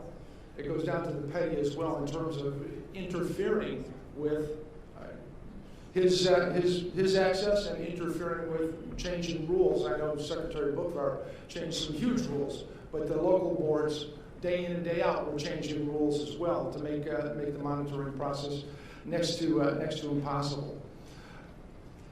At any rate, we did that, and then we wound up. I went with a group at about 6:45 on election day to 901 Pennsylvania Avenue in Allegheny County, where they were doing the pre-canvass. And at the time when we arrived, we were herded into what is best known as the corral. I'm sure you've kind of seen or heard about those things. It was a fenced-in area that was about, the fence was maybe 2.5, 3 feet high. Closest anybody could get to make any observations was maybe 15, 20 feet from the closest ballot processor to the maybe 150 feet, because we were in about a 20,000 square foot area where the biggest room was taking place. Biggest activity was taking place. But I would mention that the mail-in ballots were coming into that room already sliced open at the top. We have no idea when or where the slicing took place, where the opening took place, or what was in fact inside those ballots, inside those mail-in envelopes. At that point in time, folks were then separating the mail-in ballot from the secrecy envelope. You could see that that's exactly what they're doing. They put one on the side and one on the other side, and then they take them and put them someplace, and I have no idea. And then the secrecy envelopes would go to another slicing machine, and that'd be sliced open. And at that point, then the ballots would come back, and they'd be divided from the secrecy envelopes. We had really no concept of what was going on. In the room next door, there was a smaller room around the corner that you had to leave the 20,000 square foot room. There was one room about 7,500 square feet, and in that room there was a machine. And the machine would be apparently sorting things by the barcodes, and then eventually, somehow or other, people would come in with big armloads of ballots from the other room. Apparently with no provenance, no explanation of where they came from. And here's an interesting thing that you guys might consider when you're doing this in the future. One of the biggest bottlenecks would take place at this point in time, because all these ballots came in folded, tri-folded, right? And all the ballots had to be flattened. And so they would take the ballots and put them under big stacks of reams and reams of paper to flatten them out, and then there'd be workers kneading the ballots to try and make them so that they could go through the machines. And when everybody said, well, you haven't counted anything for X number of hours, and they said, well, we're trying to flatten the ballots. It was absurd and obscene. So at any rate, that was and when everybody was waiting, that's what was going on. They're flattening the ballots for most part. And then there was about 6 machines where they were feeding the ballots. And while they had 6 machines feeding the ballots, as they would go in, 2 or 3 would kick out to a different tray than the other tray. And workers sometimes would take the ones that weren't kicked out and put them in a stack, and then sometimes you'd run all of them through again, sometimes run 2 or 3. We never had any idea if they were zeroing out a machine, what they were doing. I asked the solicitor, the county solicitor who was there, I said, what's going on?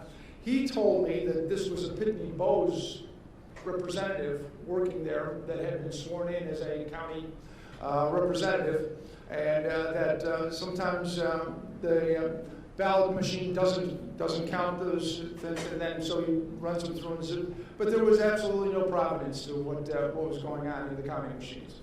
I have no idea, because of course they would just take stacks of ballots that have been sitting under reams of paper trying to be flattened, and then run them through the machine. So we have no idea about that. And so at one point I asked the county solicitor, I said, can you describe for me the journey of a ballot from the time it hits the door to the time that it's counted. Where does it go? What's the process? I had a short answer, no. I then asked him, I said, can you give me any written protocol about what is supposed to happen? It hits the door, then it goes to a machine theoretically sorted by barcodes, from what I understood from someone else, so that if there's a challenge in advance of the election, they know where to look, because of course at 5 p.m. on the Friday before elections, you can challenge things for people having died and a few other reasons. And but then I asked, is there any written protocol for that? And he said, no, we have no written protocol for what we're conducting, what we're doing here. So he answered, he's supposed to be the one giving legal advice to people on how to legally handle ballots. And he tells me that he doesn't know how they're handled, and he tells me that there is no written protocol on how they're supposed to be handled. So I might suggest that there was just literally no way to change. There was no way to challenge. There was no way to look at those ballots. And I would say, in my experience, electoral experience, one of the things that legitimizes elections is the ability of not a disinterested third party to review what the process is, but actually an adversarial third party to review what the process is. And this was completely and utterly absent. I had about 25 other affidavits from other folks that had joined me during the time that had been part of this that describe essentially the same thing over there in Allegheny County. Most of whom were attorneys and had been versed on the comings and goings of the Pennsylvania Supreme Court, which I might suggest ultimately the last decision in Ray canvassing, when the Pennsylvania Supreme Court ultimately said that it doesn't matter how far you're away from the ballots because you don't have the right to challenge anything anyway. I read the opinion and I said to myself, the Pennsylvania Supreme Court just called off elections in the state of Pennsylvania. And I would suggest that the remedy for what the Pennsylvania Supreme Court does lies with the distinguished legislators that are before me. But the fact is if there is no opportunity for anybody to look at them, and the court has the temerity to say, it doesn't matter if you come in or not, it doesn't matter how far you are, because even if you're there, you don't have the right to do anything. If you could summarize, sir, we are running out. Yes, I'm sorry. I apologize for being an attorney.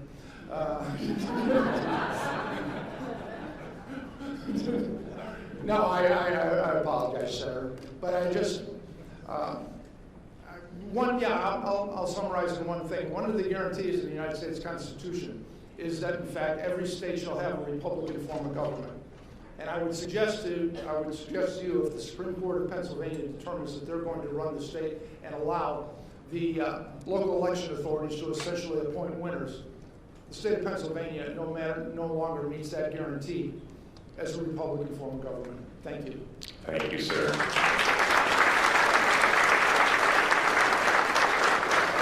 If we go to our two witnesses on Zoom now, you can come forth. And go ahead and start when you're ready.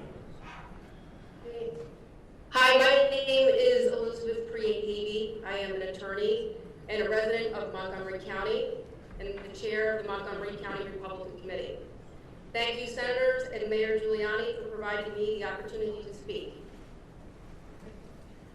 After the primary, our committee prepared and provided to the PA legislative leaders and members of the Montgomery County staff in charge of the election a 30-page report of the mail-in ballot and election day problems and irregularities we experienced in Montgomery County. We made detailed recommendations for changes with the hope that the general election would be smoother.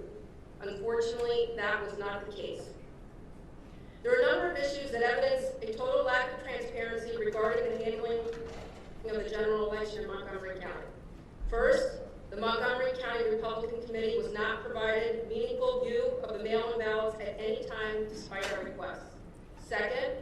We were not provided with regular detailed information about the mail-in ballots over the course of the election, despite our requests. Third, we still lack complete and detailed information about these ballots despite our written requests. We were provided our first opportunity to view and learn about the canvassing site on Sunday, November 1st, just 2 days prior to the election. At that visit, the chief operating officer of the county showed us the room where the canvass was to take place. To our shock, we were told we could not directly check the mail-in ballots. After some significant pushback by me, the county agreed to allow 2 watchers inside the room, but they were never able to see the ballots up close. Again, there was no meaningful observation of the ballots, and absolutely no check of the ballots by anyone other than the county staff, which is all run by the Democrats, as to whether or not these ballots met election code criteria. At the most basic level, we were not even able to check to see if a voter polled twice or if a voter was deceased. And with the removal of the signature being a check for existing voters, there was no way to protect against someone fraudulently voting for a registered voter. In addition to having no meaningful observation or review of over 200,000 mail-in ballots, we were not provided with a change in rules by the county to allow the curing of mail-in ballots in a timely manner. On Thursday, October 29th, I received an email from Frank Dean, who ran the election for the county, with a list of ballots with what they described as defects, and if the voter had been contacted by the county to cure the defects. At the tour of the county and canvass on November 1, we were shown bundled mail-in ballots divided by precinct, which the county identified as having a defect, and explained that those individuals had not cured these ballots as of November 1st. The county did not provide the Montgomery County Republican Committee with an opportunity to have an authorized representative present in what was effectively the pre-canvass, the legal term pre-canvass of the ballots, when it reviewed and contacted voters about their defective mail-in ballots. After immediate investigation, it was clear that other counties across Pennsylvania were not allowing this illegal pre-canvassing to take place. In particular, our neighboring county, Berks County, a county that the president won by over 8%, interpreted the law as written and did not contact voters to cure ballots weeks prior to the election as Montgomery County did. A portion of Berks County and most of Montgomery County share 1 congressional seat, so voters were not treated equally in these 2 counties in the same district. Since the election, we have received many calls and emails from Republicans with questions about whether their mail-in ballot was counted, expressing concerns that they didn't request a mail-in ballot but received one anyway, that they were made to vote provisional when they shouldn't have, that they have great concerns about the efficacy of this election. There is a real disenfranchisement of voters across Montgomery County. Many people feel their vote did not count. Because we lack the information we need to tell them otherwise, and because we were not able to have any meaningful check on mail-in ballots, we cannot provide these concerned voters with the assurance they need that the process was fair and that the election was honest. In addition to the lack of transparency we experienced in Montgomery County, the Kathy Barnett for Congress campaign found, with just the minimal information that we've been able to obtain, that at least 188 deceased people in Montgomery County voted in 2020. They also found concerning anomalies in the results. For example, more people voted in the small town of Norristown for the very first time than the voters who vote regularly. This occurrence is far outside the norm of what we have seen in past elections. These numbers must be reviewed and analyzed. In fact, a full review of the mail-in ballots across the state must be done. In order for this country to have trust in the electoral process, elections must be viewed as open and transparent. Both the Democrats and the Republicans should be provided with the same information throughout the process, and there should be meaningful opportunity to observe and object, not last-minute disclosures and rule changes. This legislature must reform the election law to provide for such transparency all along the mail-in ballot process from start to finish. And people need to feel confident that the same rules apply to each and every voter in every town and in every county in the state. Thank you.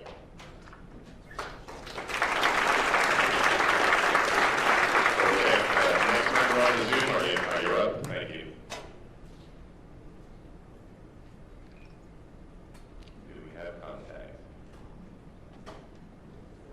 She's still on. Okay, there you are. We're ready. Please proceed. We're Julie Behe. Oh, she's on. Go ahead. Hello, thank you for having me here today. My name is Julie Behe, and I'm a resident of Montgomery County and the Executive Director of the Montgomery County Republican Committee.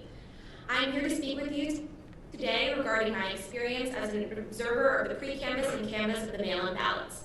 In Montgomery County, we had over 250,000 mail-in ballots requested for the general election. In the weeks leading up to the election, I personally trained over 100 volunteers to inspect and monitor the counting of these ballots to ensure the legitimacy of the vote in Montgomery County. Unfortunately, they were never given this opportunity. On Sunday, November 1st, during a walkthrough of the mail-in ballot facility, we learned that no watchers were permitted to inspect or even see the outside envelope of the ballot. After some significant pushback by our chairman, Liz Havey, the county agreed to allow 2 watchers inside the room, of which I was one.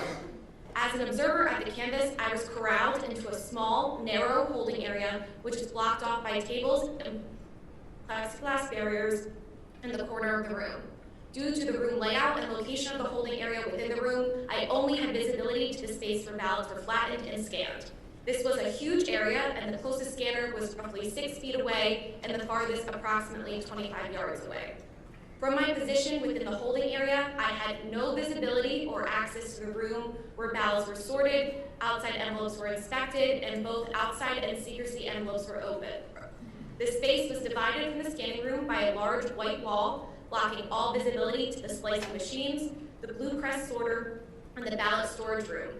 In my opinion, this was a totally separate room and not one room as the county election board argued. During our walkthrough of the canvass facility on Sunday, November 1st, we argued that this was a separate room and was told by the county chief operating officer that we would be able to view this space by the security camera footage. The footage from these cameras was streamed to televisions in a conference room on the other end of the building, which was approximately a 4-minute walk away from where the ballot canvasser was. The system was not set up on our walkthrough day, and it was not until I arrived back at the facility on 7 a.m. on election day that I could see the footage was extremely poor quality, and you could only see pixelated images of workers moving around the room and had no meaningful visibility of the ballots. Over the last 10 months in my role, I have spoken to thousands of voters firsthand who have lost faith in the election processes and procedures in Montgomery County and across Pennsylvania as a whole. Today, I still lack the information needed to properly inform voters that their vote was in fact counted. I thank you for holding these hearings today and hope that the appropriate legislative changes are made to restore confidence in our elections. Thank you. Thank you.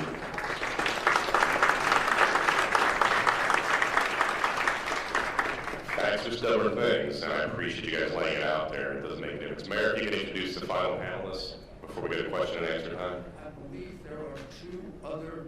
2 more on Zoom? Okay, please come forth, friends on Zoom, when you're ready. Here we are. We're here, but we can't see ourselves. Can you hear us?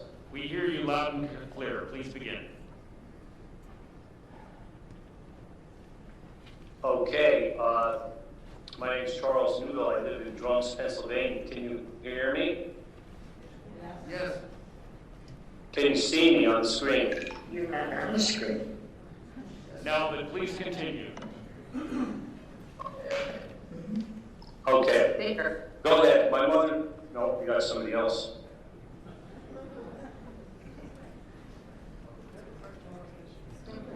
Well, let's go with what we got. Please start. Can you see us? Yes. Can you see us? Yes, we have the 2 ladies. Barbara Salika. My name is Barbara Salika. I went to the voting polls on November the 3rd to vote in person. I waited 2 hours in line, and when I went in, I showed identification, and I was taken up to the polling place.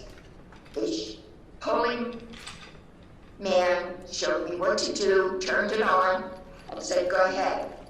I voted, and I printed it out, and when I got it and I looked at it, Trump was not on there. I voted for Trump and it wasn't there.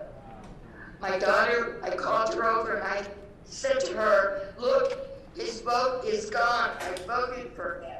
So I called a poster over and He said, it's not supposed to be seen. It's for privacy. Just put it through the scanner and you're done. It bothered me. It's been bothering me since, because I voted. And was it counted or was it flipped? I don't know. And I'm speaking on my mom's behalf also as a witness. My name is Cheryl Nudo. I was there that day. I drove her to the polls.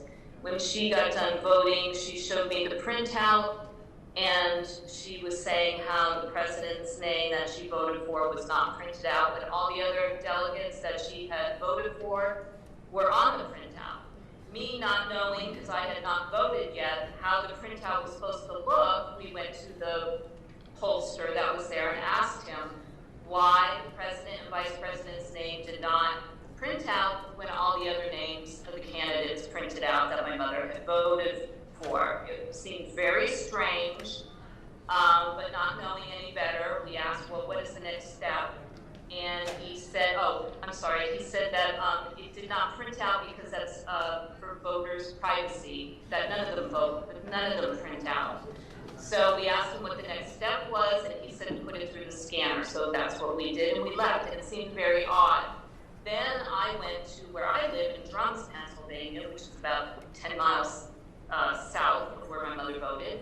And I voted, no problem, everything printed out just as it should, and I scanned it through. So it just seemed very odd, and we wanted to report that in my mother's area, which was Fairview Township, it seemed very odd that it did not print out. Thank you. Okay, I'm Charles Udo, and by the way, my mother-in-law is 84 years old. She forgot to mention that. Anyway, my wife then, I'm sorry, she's 80.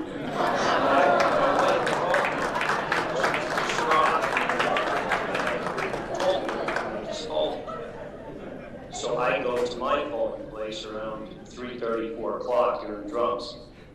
And when I first walked in, a young gentleman came up to me, started explaining how to vote. And he said, take the stylus, make your choices, then print it out with a printer that's underneath the machine. And I thought, that's odd. I've been voting since 1992. We never had a print ballot. And I actually thought it was easier to vote in 92 on the World War II surplus voting machines with the curtain. You did your choices, opened the curtain, and they went click, and everything went. All of a sudden, you have to print a ballot. So anyway, I'm pretty good with computers. I made my choices. I printed it out. All my choices are on there, from president on down ballot. And he said, now you have to put it in the scanner. And he turned over a sample ballot and pointed at a weird triangle in the corner and smiled at me. I didn't know what he meant. So I go over to the scanner, and I wondered, well, a scanner works face down when you scan, because I have one at home, so I put it in face down or face up. So he's already across the room talking to another gentleman that's about 20 years older than me, trying to tell him how to do it. And I said, are these face up or face down? And he just nodded. He didn't say either way, he just nodded yes. So I put it in face up. So I don't even know if it scanned the blank backside or the voting top side. And anyway, I overheard that conversation, not wittingly or that I wanted to. A man, I'm 58, he was about 78, saying, oh, they said to him, now you understand? And he said, yeah, I think, but my memory's not too good. And when I walked out of there, I realized it's total voter suppression. My mother-in-law here did not even get a cell phone until last year, has never sat at a computer and keyed anything in her life, has no Wi-Fi or internet service at her house. Neither does my mother. She has a cell phone where it's a flip type. And these are the people that went by the thousands or millions to our polls and had to go through this system. And I just wanted to point that out. And that's all I have. Thank you. Thank you. Senator Mastriano, before we turn to our next panel, I want to note that Senator Cameron Bartolotta has joined us from southwestern Pennsylvania on Zoom, and Senator Bob Minch from the southeast. Thank you, Senator. Can we go over to the final Zoom panelists? Mr. Mayor, we have more? Okay. Should be 3 more. Thank you, Scott.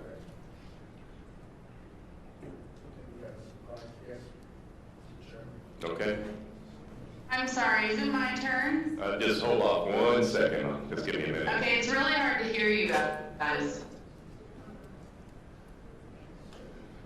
Are we ready, Mom? Yes, sir. Mr. Chairman, may I introduce...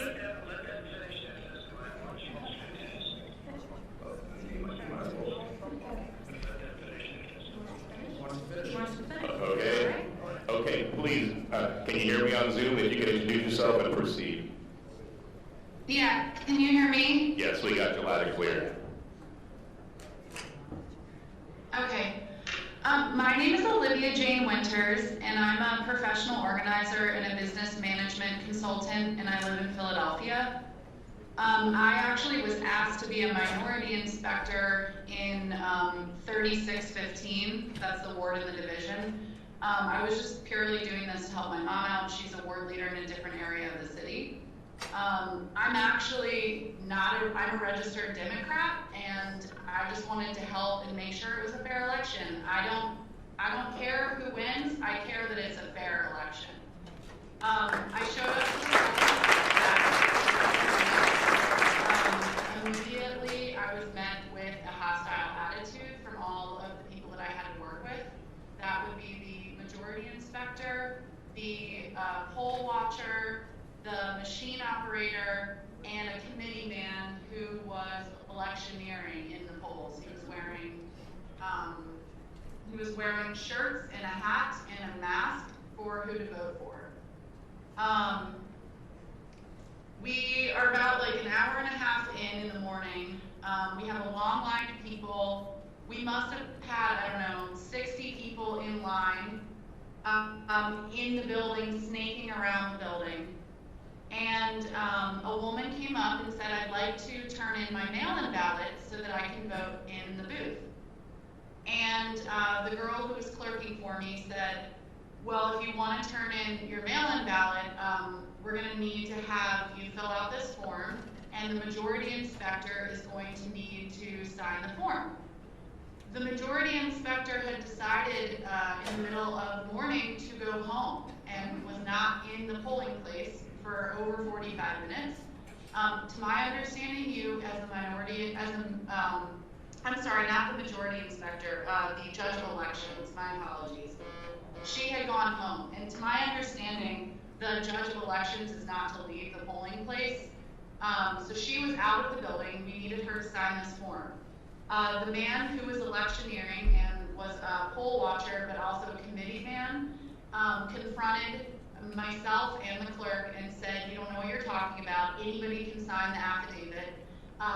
Why don't you stop trying to cause problems? Why don't you shut up? Started getting in my face, cursing at me, telling me that I needed to be quiet, that I didn't know what I was talking about, and I should just learn to sit down and not say anything and just let it happen.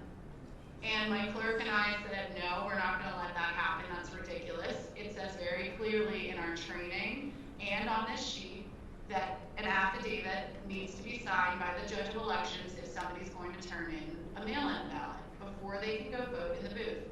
We made her wait. Finally, the judge of elections came back. Not, of course, before he was threatening me. The majority inspector threatened to slap me in the face.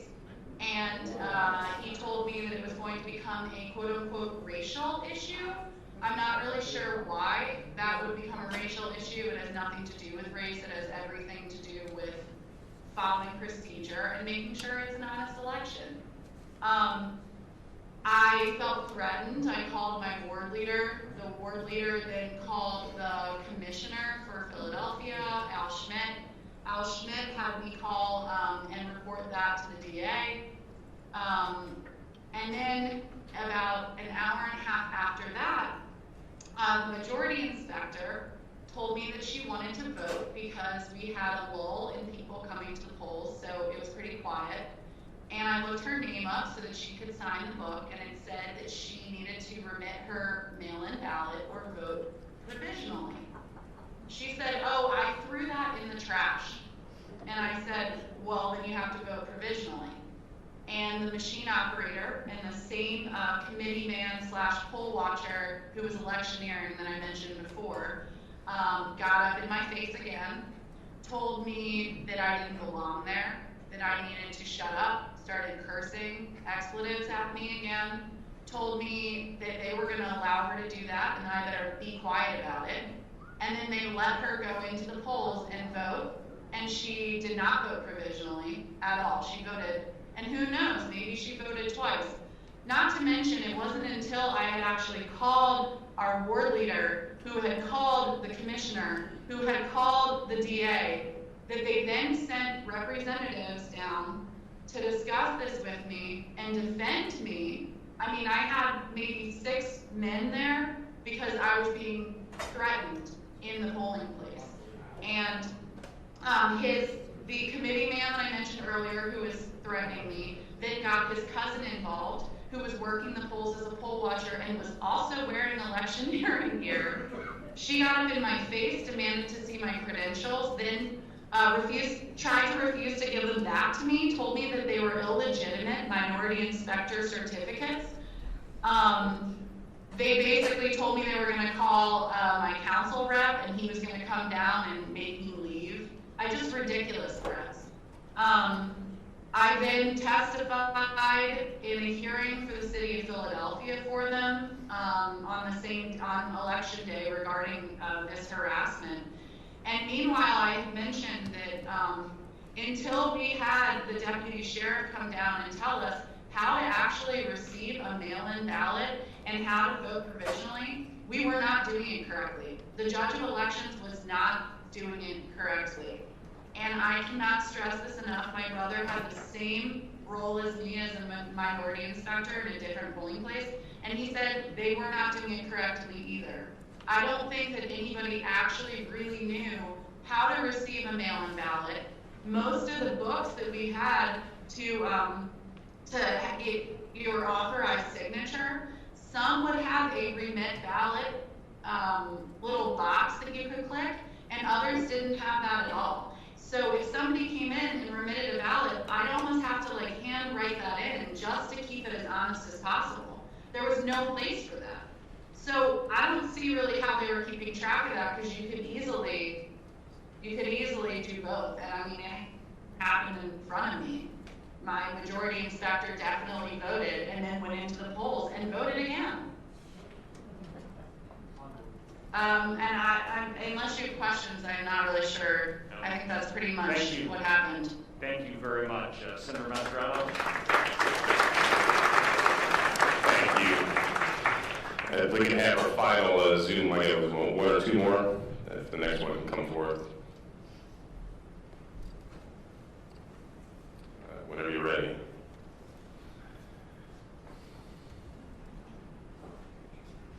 Okay, Jan. Hello? Can you hear me? Hello. Okay, over to you. We can hear you. Am I on? Yes, please begin. You have the floor. This is Gloria Lee Nova. I'm chairman of the Northampton County Republican Committee. Northampton County is a Democrat county where Republicans win elections. I have been involved in the political process in Northampton County for more than 25 years. I've worked on campaigns for township supervisor to president of the United States. This year was one of the most vast, complex elections I have ever had to oversee as party county chairman. The complexity was due to the new mail-in ballot system and ever-changing rules. The unmanned drop boxes in the general election that we did not have in the primary. Also changing the fact that voters could bring their ballots to the polls and any other new procedures. There was mass confusion regarding the mail-in ballot system. I fielded scores of calls from Northampton County voters and collected incident reports from voters and poll watchers regarding the November 3rd election. The typical calls I would field were, I didn't ask for a mail-in ballot. Why am I on the mail-in ballot list? I did not get my ballot. What should I do? It's been weeks. How come my wife got her ballot and I didn't get one? We applied on the same day. How can I vote on the machine if I applied for a ballot? Is it safe to put my ballot in the mail? My ballot says it wasn't received and I turned it into the election office in person. My ballot says canceled. What does that mean? I voted in person and it still says not counted. I've been on hold with the election office 70 minutes. What do I do? In turn, because of these questions, I had a number of phone calls and emails, correspondence with the election office and the county solicitor before election day, trying to make sure I was disseminating information correctly to the voters, volunteers, and the campaign. One call turned heated when the registrar threatened to turn me over to the district attorney for posting a picture of a voter ballot harvesting a large bag of ballots at a Northampton County drop box. It was my opinion the registrar was more concerned we exposed it rather than the fact that it was happening. The most pertinent information I have to offer this committee was my conversation with the election office regarding curing the disqualified naked ballots which they unlawfully pre-canvassed before election day. They actually told me on the phone early in October. They felt them, they held them up to the light, they separated them out in different boxes. Reflecting back on these 3 weeks, in the experience, the major concerns regarding this election are equal protection. Were the Democrats and Republicans treated the same? Were they given the same information and opportunity to vote? Did they equally have an opportunity to cure the disqualified ballots? Not in my county. There was no ability to properly witness the canvass of the mail-in ballots or see the actual ballots. Were there signatures? The solicitor told me there is absolutely no law that allows us to see the counting or to see the ballots. To this day, we have no idea what or whose ballots were counted. Another one, very strange. There's a pattern of reactivated old voter rolls that kept reoccurring on the SURE system. The SURE system is our Pennsylvania voter system. Scores of people that had not voted since the 1990s, more than 22 years ago, were all now reactivated and receiving mail-in ballots. People that didn't vote for Obama or Hillary were all of a sudden receiving mail-in ballots, setting up the opportunity for fraud on a massive scale that would go undetected because voters who never intended to vote would not know. The SURE system is not so sure. We also found in Northampton County more than 1,500 votes where the mail-in ballot was received in the election office on a date before it was even mailed. We have a problem with this election. Thank you for allowing me to share my election experience, and I plead with you to remedy the mail-in ballot process. Thank you. Thank you for your testimony.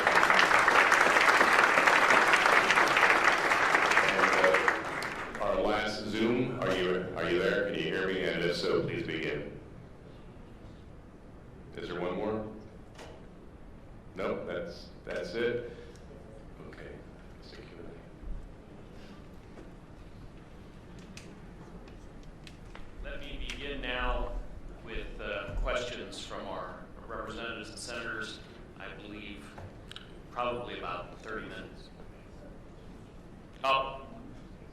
We have one additional witness. Please. I will introduce to you now, Mr. President, you are connected.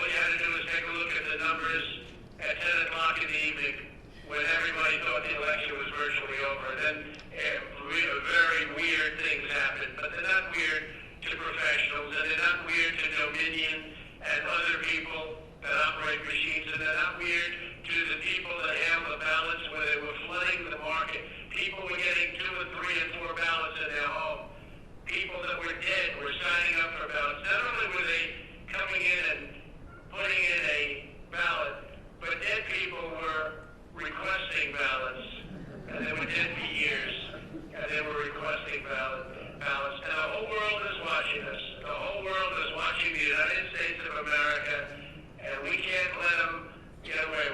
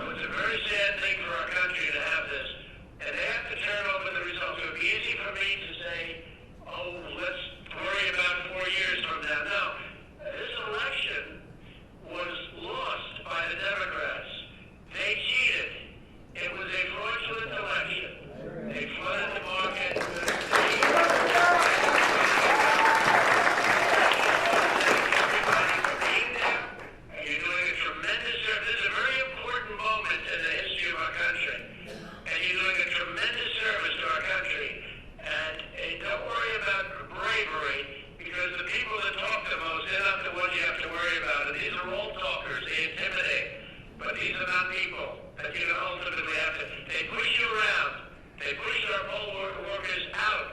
Our poll watchers were pushed out of the building. Okay, some got back in, they wouldn't put it as, but these are not people, don't be intimidated by these people.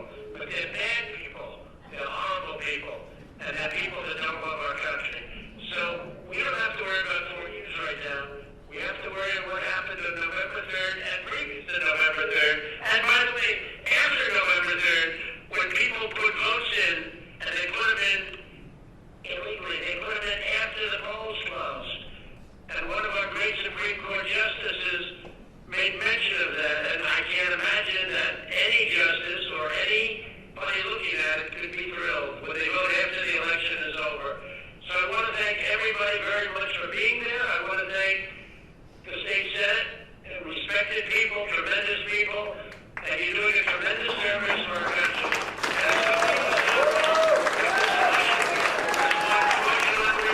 And that's what happened. It was a fraud. And we're talking about, very importantly, many more ballots, many more votes than the number we need. In other words, if we needed 50,000 votes, we're not talking about we found 9 dead people that voted. Of course, there were many more than that. Many numbers that nobody even believes. No, we're talking about numbers that are far in excess of the 50,000, far in excess of another state where we lost by 10,000. And they went absolutely wild because we got far more votes than they thought possible. And they just stepped on the gas, and they got caught. Just like they got caught spying in my campaign, they got caught exactly, they got caught doing this. So I really appreciate it, and the country appreciates it, and we have to turn the election over because there's no doubt we have all the evidence, we have all the affidavits, we have everything. All we need is to have some judge listen to it properly without having a political opinion or having another kind of a problem because we have everything. And by the way, the evidence is pouring in now as we speak, and I want to thank Rudy Giuliani for having the courage.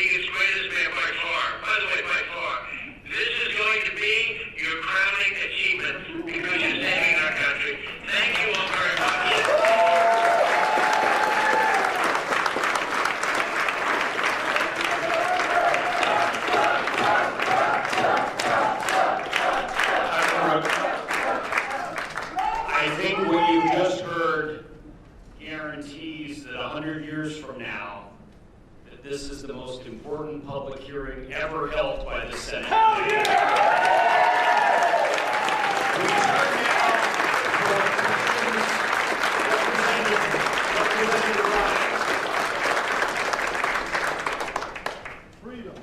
First of all, thank you very much, Mayor, for being here, for all the testifiers.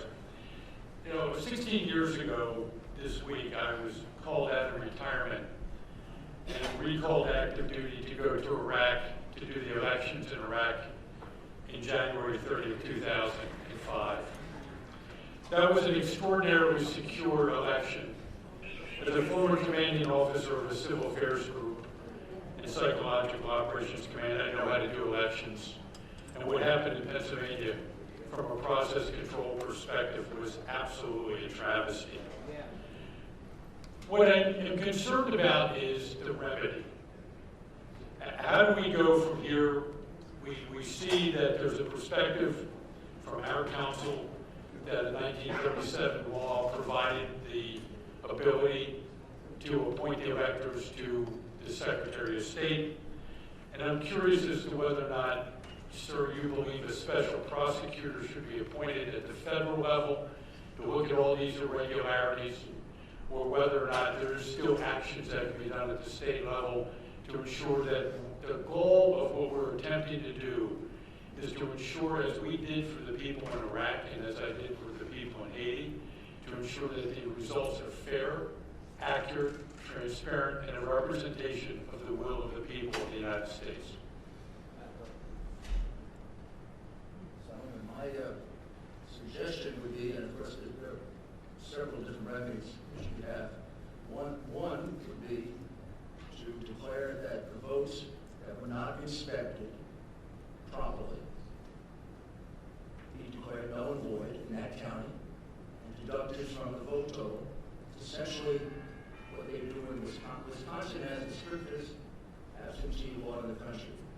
They require an application for every ballot. And when they finish, they only count the number of absentee ballots that have an application. They deduct from the total from that county whatever are missing. So if you have 5,000 absentee ballots, but only 4,000 applications, you deduct 1,000 votes. And the reason they do that is to deter people from doing that in the future. But look at it this way. If you didn't deduct the 678,000, whatever it is, votes that were not counted, there's no penalty for it. What stops them from doing it again next time? And this is a question of not voters acting improperly. It's a question of the inferior offices of this state, because they're inferior to the legislature in this regard, acted improperly. They conducted a completely sham election. They're the ones who have to be penalized. It's a little like the exclusionary rule in criminal law. They've got to be taught you can't do that. The other thing you can do is you can demand to see all of the envelopes that were cast aside. I will virtually guarantee you're going to see a couple of 100,000 envelopes that have no names, partial names, the same name. You could ask to see the ballots. You're probably going to see ballots that are official and ballots that are unofficial. You have two major gaps. You have the 672,770 votes that were not inspected by anyone, secretly put into the ballot box. And then you have this gap that I don't understand between the mail-in ballots you sent out, 1.8 million, and the number you counted, 2.5 million. That's totally impossible to explain, other than what some of the witnesses were suggesting, that they were basically stuffing the ballot box. I believe what happened is they never expected to be behind by 700,000 or 800,000 votes on election night. They expected to be behind by a couple of 100,000. In Philadelphia, there's still a couple 100,000 votes. They do it every year. That's not going to be tough. Now you had a real big problem. So you had to create mail-in ballots. You had to stretch it out for a while. We didn't go into detail on the Dominion system, but we have two other experts who can show you how they injected votes into the Dominion system. And also, so I think I would settle this election, but I would definitely appoint a special prosecutor to prosecute the people who conducted this election. You might even ask just a general question: how could the governor and the elections commission, how could they have selected a company that counts our votes outside the United States? Amen. I didn't know that.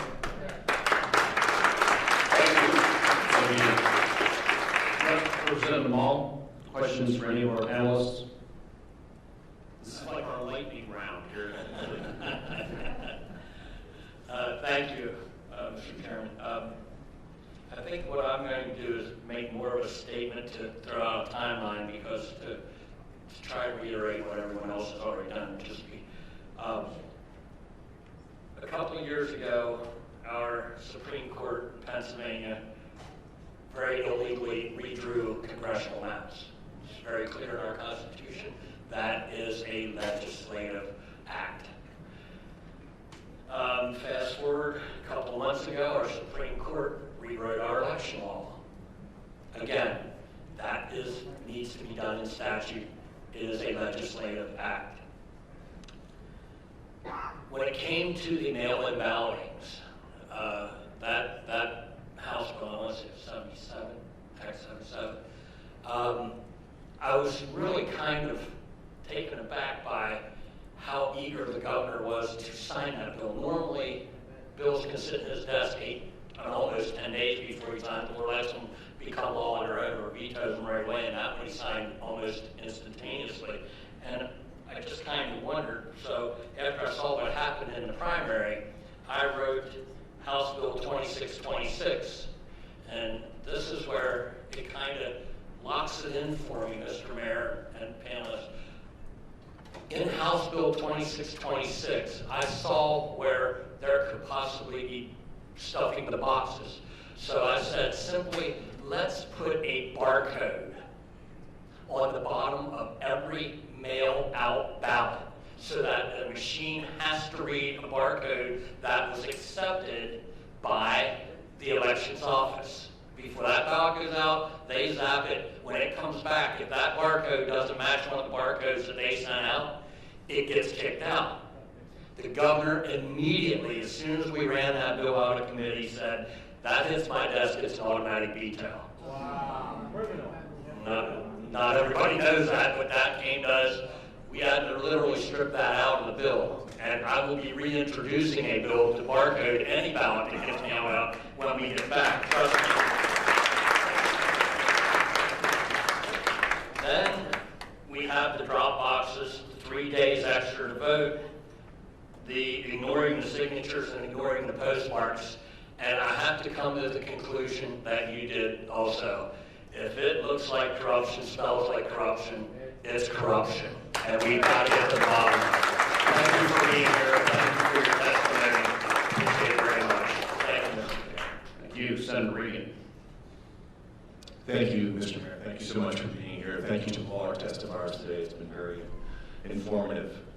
My question, Mr. Mayor, you touched upon it briefly, but I want to just, if you could delve a little bit more into it. Attorney General Barr, shortly after the election, authorized the U.S. attorneys across the country to investigate allegations of voter fraud.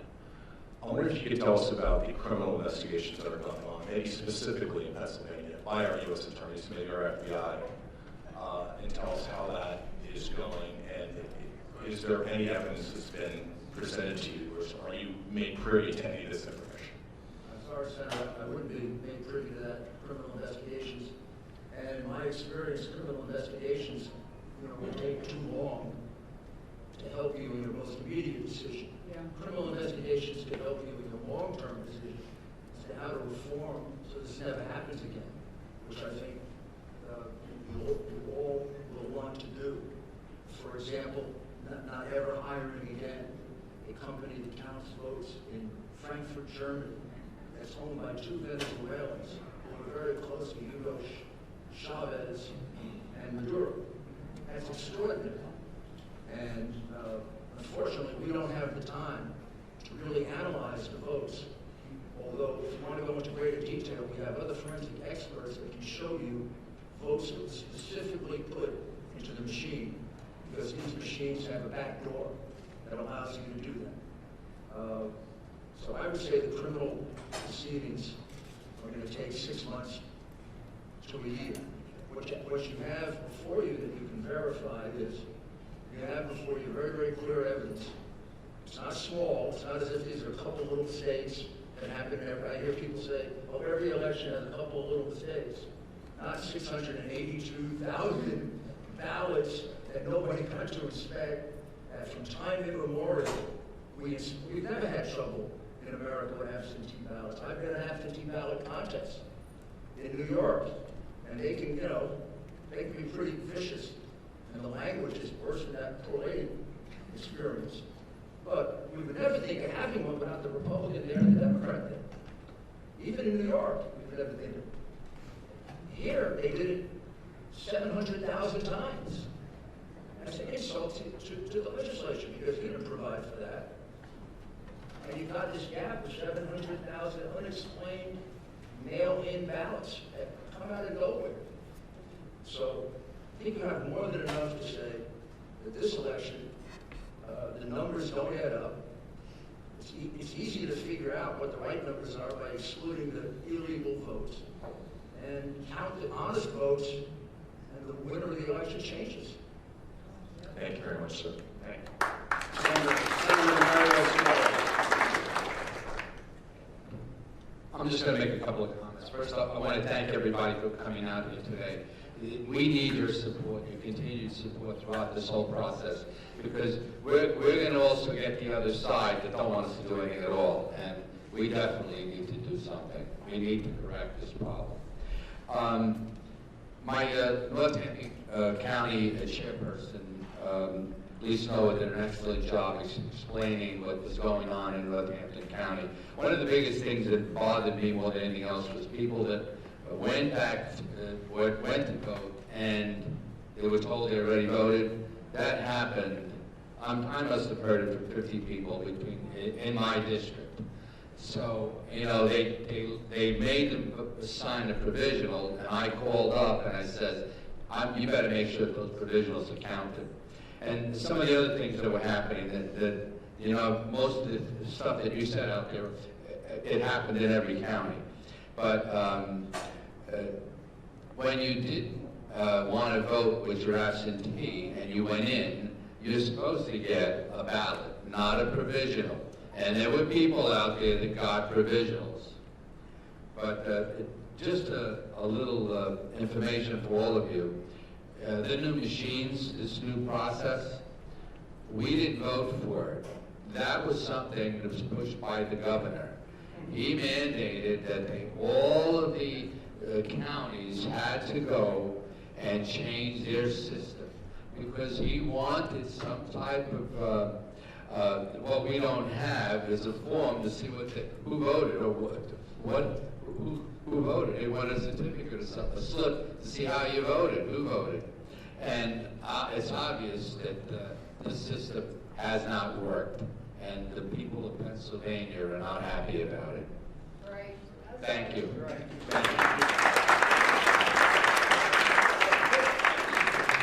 Madam Majority Leader-elect. Thank you. First of all, I just want to say what they did in Philadelphia when they closed us out and made us go to court to do what we should have legally been able to do is a travesty to what we in Pennsylvania need to have confidence in our elections. That should never happen again, and we should probably tighten our law so that it can't. Secondly, I'm extremely bothered by the absentee ballot and the mail-in ballot request number being almost 700,000 off from what we received. And so we just did try to get on the Department of State, and they did take down their dashboard. So we can't even check it. So if you have any of that information, any pictures or any, website downloads, we would really appreciate having those because they took it down. So I don't know. Everything they do looks like they're trying to hide something, and it really, really continues to erode any kind of confidence in our process. Senator, what I would suggest is they decided that morning, maybe a couple of days before, to exclude you because they knew what they were going to do. It wasn't done. It wasn't an accidental sort of whim to exclude all Republicans. It's unheard of to exclude all Republicans. They excluded you because of what you would see. You would see ballots that weren't properly filled out. You would see ballots that were filled out at the last minute. You would see them start to get reports of how far behind they were because they were connecting to Dominion and Smartmatic, and they were telling them how far behind they were. And you would have caught them right in the middle of the fraud. And why create this big problem for yourself of excluding Republicans in 6 states, hundreds, maybe thousands of them, if you're not doing something wrong? If you're doing something, as the senator said, is kosher, come on, look, who cares? This big thing wasn't done because they were conducting an honest vote. It's kind of crazy to think that. This was done because they knew it's the only way they could steal this election. And when he was ahead by those numbers on Tuesday night, Wednesday morning, they panicked. Also tell you there's an expert witness who can testify that this pattern fits the pattern that Smartmatic used in 2 elections that they stole in South America. When the election was getting too far away, they called a halt in the voting county. Well, there was a halt called in 6 places, including in Pennsylvania. In one place, they made believe there was an overflowed water tank. It happened if you want a little toilet bowl. They took a 2-hour halt, and in Michigan, they brought in 100,000 ballots through the back door and counted them with nobody observing them, except 3 people who happened to be remaining behind. That's evidence that's also in affidavits and could be presented to the Michigan legislature. Those people are willing to testify. And just one other thing, these people are very brave people. A lot of people aren't testifying.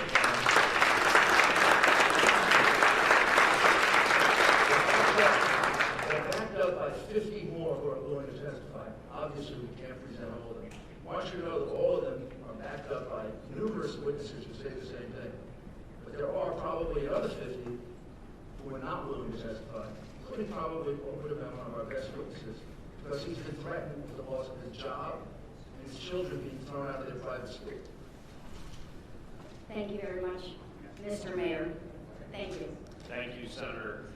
Let's try our Zoom capabilities here. Senator Michelle Brooks, calling in from Northwestern Pennsylvania. Thank you, Senator Arnold. I did want to make a comment first. I join my colleagues in being concerned about the arbitrary Supreme Court decision and their decision to decide to be legislators. And all Pennsylvanians need to be concerned about this. It's not only the election or redrawing map, what's going to be next that impacts our state. And so not only do we need to be looking at what happened with this election, we need to be looking at how we can stop the Pennsylvania Supreme Court from wanting to legislate when that's not what they're supposed to be doing. And it's very disconcerting the decisions they made contrary to state law in regards to this election. My question is, if you could talk about the drop-off boxes, again, something the Pennsylvania Supreme Court allows. Talk about the security around them. I know in my area I do not have a significant amount of drop boxes, but can you talk about what type of security or parameters of safety were around these drop-off boxes, and also how many ballots were collected in these drop boxes? Thank you. That was the subject of another lawsuit brought the other day. I only know in general. The drop-off boxes were provided, speaking very broadly, in the Democrat part of the state, not in the Republican parts of the state. They were many, very close to each other in Philadelphia, in Allegheny County, places like that. They were miles and miles apart in other places. And as far as I can tell, I've only read the lawsuit, don't know the details of it. There was no security for them. And there are many situations where very suspicious activity was seen. People dropping off, you're not supposed to harvest votes. People dropping off 30 to 40 ballots at a time. That's a pretty big family. We're going to have a tough time this Thanksgiving, by the way. We're going to have to eat in like 4 or 5 different tents. Hopefully they'll be able to celebrate Thanksgiving. But I'm sorry, I just don't know the details of that. But it is the subject of another lawsuit. And the decision of your Supreme Court that is completely outrageous is the one in which they say that present means just being there. I mean, there was a movie with Peter Sellers called Being There. I never saw it, but he was a potted plant. It's totally absurd to think that when you pass the rule that there should be present representatives of both sides or all sides, that you meant for them to sit there looking drapes. I mean, they were supposed to be there as the intermediate court decided. This case was decided by the intermediate appellate court in the president's favor, with a very sensible decision saying, present in this context can mean only one thing, present in order to see the identifying data. And in a completely political decision, 5-2, they ruled what I would regard as a totally irrational ruling, which we will appeal to the Supreme Court. I think think it was embarrassing Thank you. for them to rule that way. Thank you. Senator Judy Ward.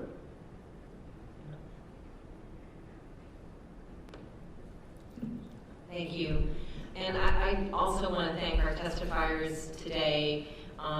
They were incredibly brave, and what I heard today was so troubling to me. I don't know if I'll ever get it out of my head.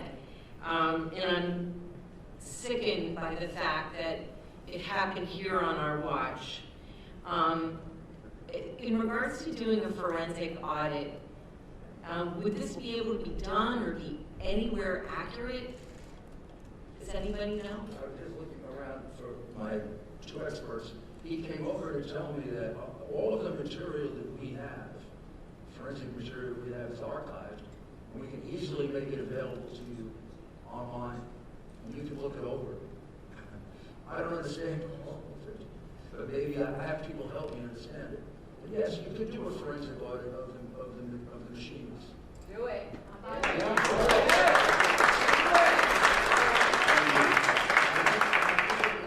would be very, very helpful. I understand that even one machine will give you a great deal of information about how the whole system operates and how they slip votes in at various times.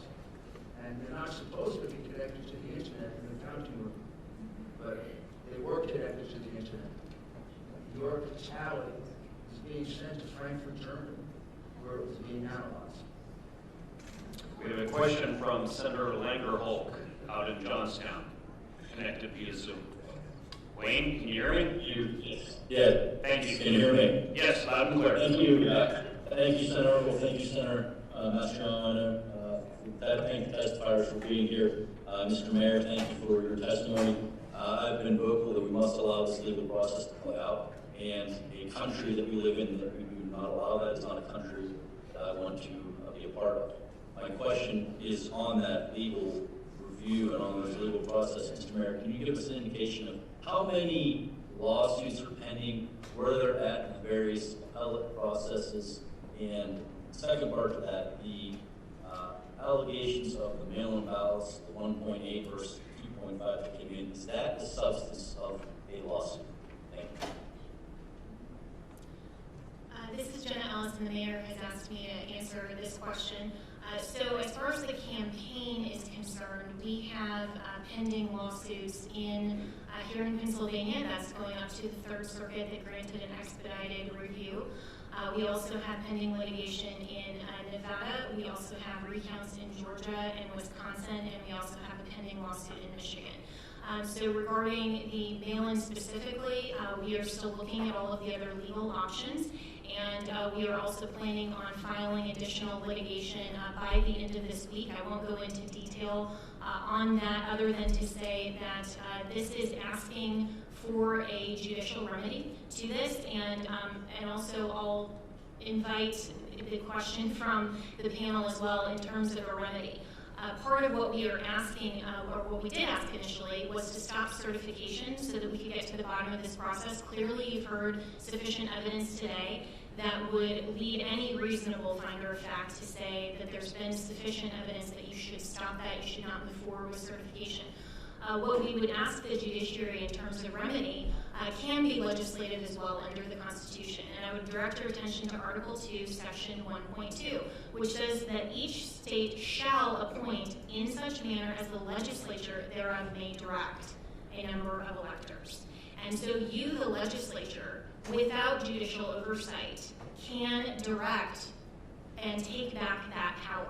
You have the opportunity as the legislature, and legislature in this context means the state legislature. So although there has been delegated authority to your Secretary of State and according to your law, at any time you can take back that power, and that is the provision and the protection that is embedded in the Constitution to make sure that when there are instances of corruption in a state, that the state legislature, which is the representatives of we the people, all of these wonderful people who are here today in Pennsylvania, and all of your constituencies who voted and who want their voice to be heard, because we are a government of the people, by the people, for the people. We the people would like to submit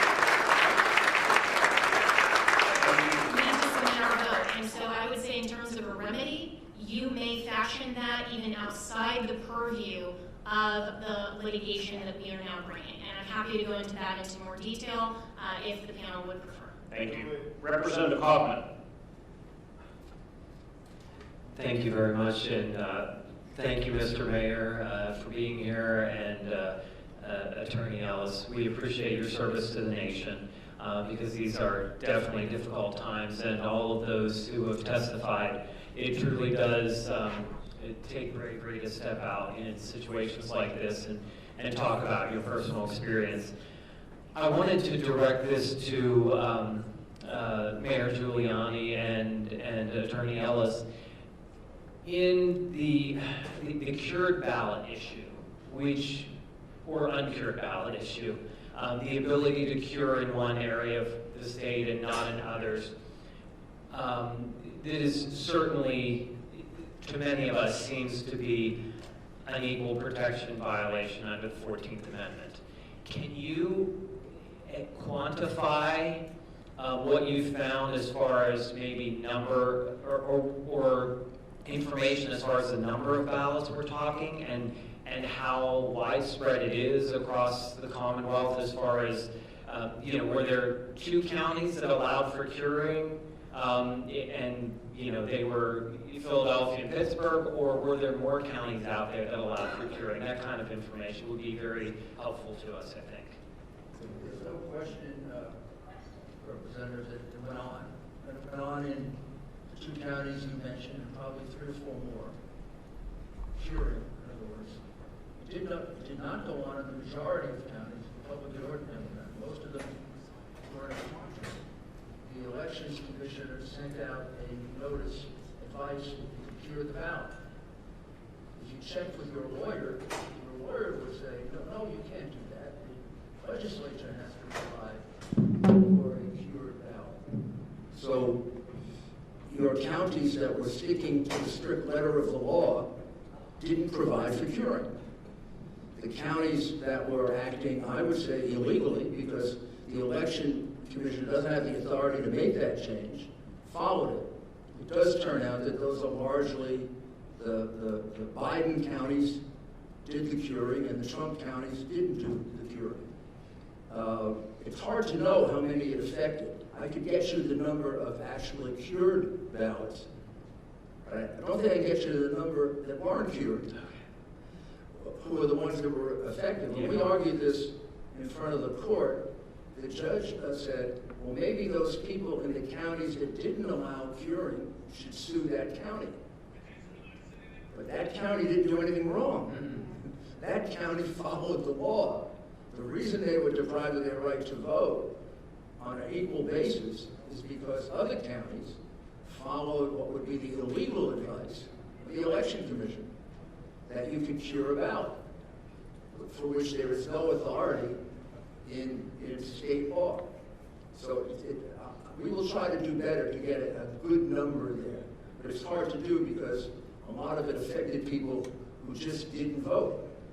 Sure. But I do think the practice, in some cases the numbers are sufficient to overturn the election. In some cases the numbers aren't. But what they do is show how onerous and how draconian the measures were they took to flip this election. I mean, some of them result in numbers that affect the outcome of the election, like not examining the ballots. Some of them don't. There's still indications that this was a deliberate fraud. This wasn't just a couple of election officials kind of screwed up. This was a deliberate, planned fraud, and that's why the remedy, which seems kind of tough, is justified. If this was just a couple of mistakes, that would be a tough remedy. But this is a plan that was carried out throughout your entire state, and I submit it was carried out in concert with other Democrat organizations. And if you look carefully, they picked only Democrat cities where they control law enforcement and the courts, and they can get ridiculous decisions. Like the first the decision they got from a judge in Philadelphia who said, oh, you're president, why do you have to see anything?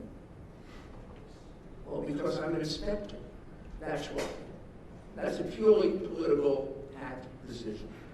And they knew they could get decisions like that in Philadelphia, in Detroit, if it were a different kind of election, Chicago, New York. Those are the kinds of cities they picked. They didn't pick, even in your state, kind of neutral cities, Democrat or Republican. Thank you. Representative Schemmel. Thank you, Mr. Chair. 3 quick questions for 3 different testifiers. So we certainly know about the irregularities and inconsistencies. You just detailed an inconsistency. You can't prove a negative. That's why you can never prove votes that were never allowed to be cured. But in regard to allegations of fraud, I have a question. First, forgive me, I don't remember names, but the gentleman here from Philadelphia who was denied admittance to observe in a poll. You described being denied the ability to get into a polling place. Did you seek to be admitted to any other polling places and were also denied? I could have gone to other polling places where I heard there was problems, but we decided to move on to other problems. What was her name? I was actually at her polling place that when she was being totally harassed. I was one of about 5-6 guys to stop the harassment. So there was no polling place that you sought admission to in and around the city of Philadelphia that just allowed you in when you displayed your orange card? I probably could have gone to that entire ward and had the same problem. We went out of that ward because there was other problems going on that day. Okay. Next question for the gentleman next to you, from the attorney from Florida. You were observing polls and the processes in the city of Pittsburgh. I believe that you described being kept away from being able to observe the tabulators and so forth. That was a problem we certainly saw in other places in the city of Philadelphia. When you were eventually allowed to get closer, where perhaps you could see the ballots and the votes, did you observe anything different about the behavior of the tabulators? Did their behavior change? Did their methodologies change? Anything to lead you to think that they were conducting the process one way when you weren't observing and a different way when you were? In the first instance, we were never really able to get, there was only one element of the process where we were able to actually get reasonably close to see what a tabulator was doing, and that was with overseas and military ballots.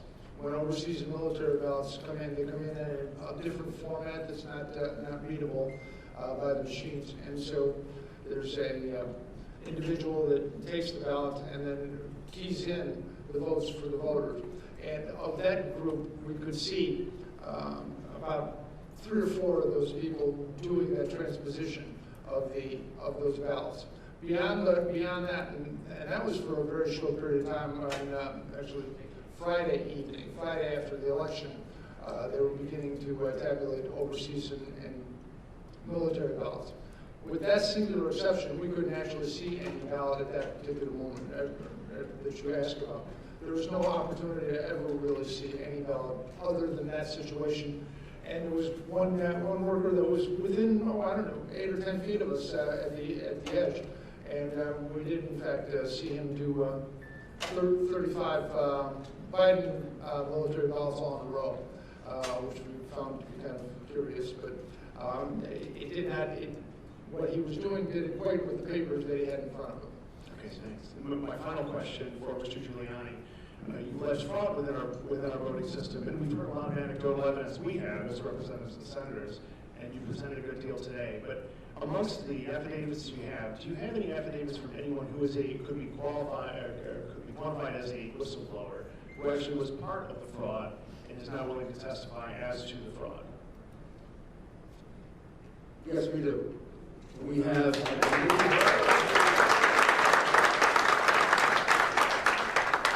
I have to check this, but I believe sometimes I get the states a little confused. But I believe there are 3 that would need a subpoena to protect themselves in order to testify. Okay, and I would say at least one of them is a Democrat. Okay, that's part of your legal claims, I would assume. Yes, sir. Very good, thank you. And if there's a subpoena process, we could work with them to come forward. They're frightened for their jobs, and I don't want to make too much of it, but they're also frightened for their physical safety. I mean, this is a case in which one of the lawyers, one of our chief lawyers in the case, had to leave because his family, his little children were threatened for representing the President of the United States. That's not America. Representative Jones.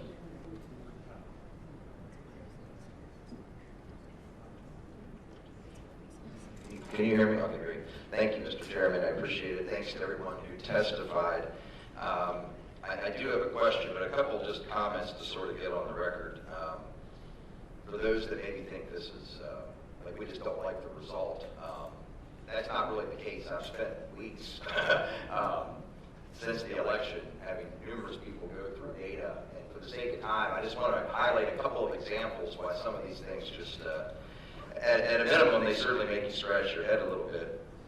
In one thing is voter registration trends that we went back to 2004 and all of the presidential elections. And pretty much without exception, the registration trends in a given county are a pretty good indicator of how the votes would go. Statewide, for example, Democrats had a 1.1 million, rounding the numbers here, in 2012, about a 1.1 million voter registration advantage, and then President Obama won re-election. In 2016, that number was down to 900,000, just under 900,000, and as we know, President Trump won Pennsylvania by about 44,000 votes. In the weeks leading, the months leading up to the election, Republicans were gaining about 5,000 to 10,000 votes, registrations at least per week. I know that because I was spearheading our York, Pennsylvania for Trump effort in my spare time. And that what had been a 900,000 advantage at election day was down to about 680,000. That's a couple 100,000, almost all of which occurred in the 6 months or so leading up to the election, yet the president loses by 90,000 votes. Not impossible, just want to get it out there. Let's drill down a little further. My home county of York County, which netted more votes for the president than any other in 2016, we had a 13,000 increase in Republican registrations. Democrats dropped 1,000, Republicans increased 12,000, yet the president's margin of victory decreased by 2,000. In Westmoreland County, there was a 26,000 vote swing, a county even smaller than York. Democrats saw a 10% decrease in registrations, yet Joe Biden outperformed Hillary Clinton by more than 20%. It doesn't prove anything, but I want to at least bring it to everyone's attention that we're just not sort of making things up here that we don't like. Some of these are certainly head scratchers. So you lose 10,000 Democrat registrations, gain 16,000, yet the margin of victory stays the same, and Biden increases by 12,000 votes in that county. That's surprising. Lastly, if I may, I want to talk a little bit about, I don't know if the gentleman can testify or can return, but your witness on the gentleman with the military background on the voter fraud and so forth. Yes, thank you, sir. I guess my question here is, do we believe or have reason to believe that the mail-in would be more or less susceptible than the election day vote to manipulation? And here's why I ask. Another head scratcher. I'm comparing Republican to Republican, Democrat to Democrat. We all know that Biden did better with mail-in, and that was expected because a lot more Democrats voted by mail, and of course the president did better on election day. Nothing to see there. However, when we compare President Trump to a relatively unknown candidate named Stacey Garrity, who was elected a Republican who won the race for treasurer, on election day, the president did 128,000 votes better than Ms. Garrity on election day. Not really all that surprising. A number of people don't vote down ballot and so forth. Yet with mail-in ballots, she did 41,000 better than the president. I have a hard time understanding that. Let's go to Joe Biden. We have a relatively well-known Attorney General here, Democrat, Josh Shapiro, who won re-election. He, on election day, he defeated Joe Biden by 52,000 votes. He did 52,000 better than Joe Biden. Yet with the mail-ins, Biden does 54,000 better than Shapiro. And I just sort of want to get that on everybody's radar. Maybe there's an explanation, but I don't really understand how Democratic mail-in voters are that much different than Democratic election day voters. And interestingly enough, apparently Republicans who vote by mail are much more likely to vote for the down ballot candidate than on election day. Last comment there, part of the argument is that people didn't vote down ballot. That's going to be a lot more prevalent on election day when you've waited in line for 2 hours and you're in a hurry to get out there. But this speaks to the opposite. With a mail-in ballot, you have plenty of time to complete your ballot and to go down ballot.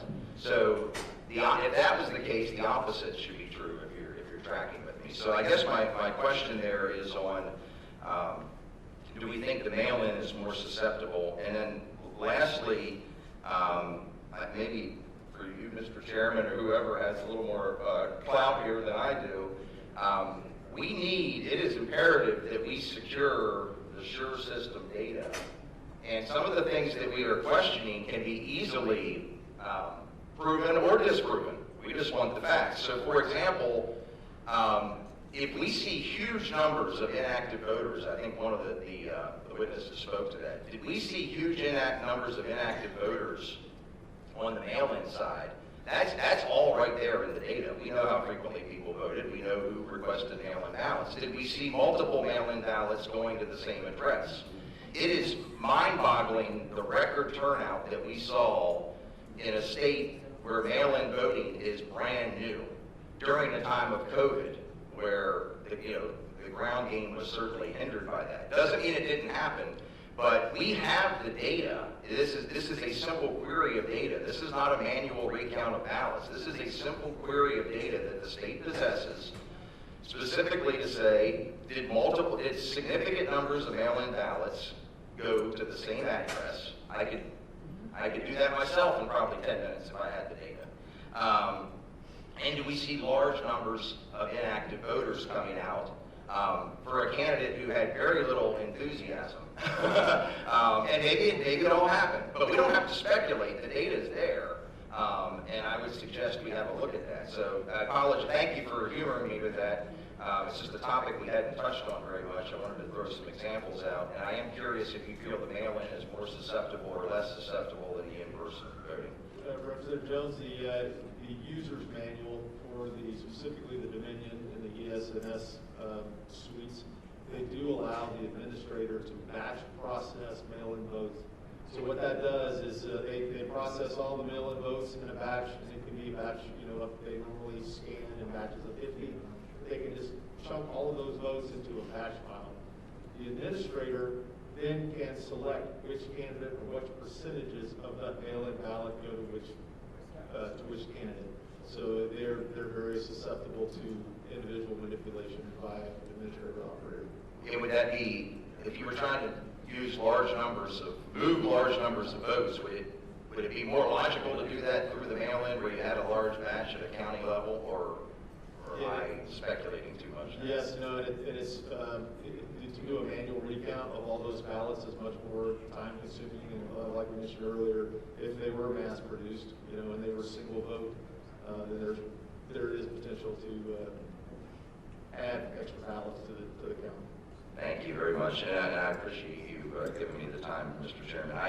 I'm also just curious what we heard the testimony with the USB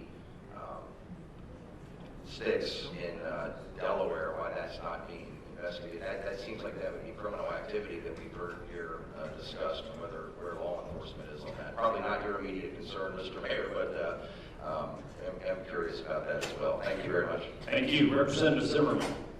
Yeah, thank you, Mr. Chairman, and thank you, Mayor, for coming to Pennsylvania, and all those willing to testify. Thank you so much. So just a comment and also a question. So in Lancaster County, where I'm from, since May, we registered over 12,000 new Republicans. And a large percent of those ended up being Amish.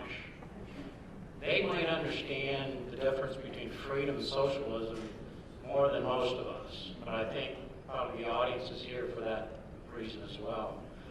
So that's just a comment, just for your information. The question I have, Mayor, for you is that as legislators here in Pennsylvania, is there one or two things that you would advise us or suggest to us that we really concentrate on and or make a change? What comes to mind that would be most important for us to really do here in Pennsylvania? Well, first thing, of course, as a lawyer for my client, along with Jenna, we would ask you not to certify, and to certify the correct, honest votes, which I think can be arrived at several different ways. And probably the easiest way to arrive at it, just because of the huge number of votes, are the votes that were not properly inspected. When I say properly inspected, they weren't inspected at all. You could almost consider them hidden votes counted in the back room where everybody was smoking cigars. And the reason you have a lot of votes without a down ballot, you're quite correct, Representative Jones, that it's much easier to fill out your home, you can fill out the down ballot, than rushing through a machine. However, if you only have a half hour to get 10,000 votes in, you don't have time to do the down ballot, do you? If you're sitting, in a truck somewhere, right near the place you're going to bring in shopping bags, and I don't think we have this evidence here, but we have this evidence in Michigan. We have evidence of trucks coming in with ballots in garbage pails and ballots in cardboard boxes.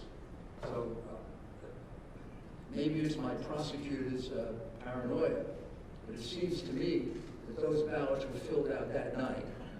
And you don't have time to vote for all those. You just got enough time to go.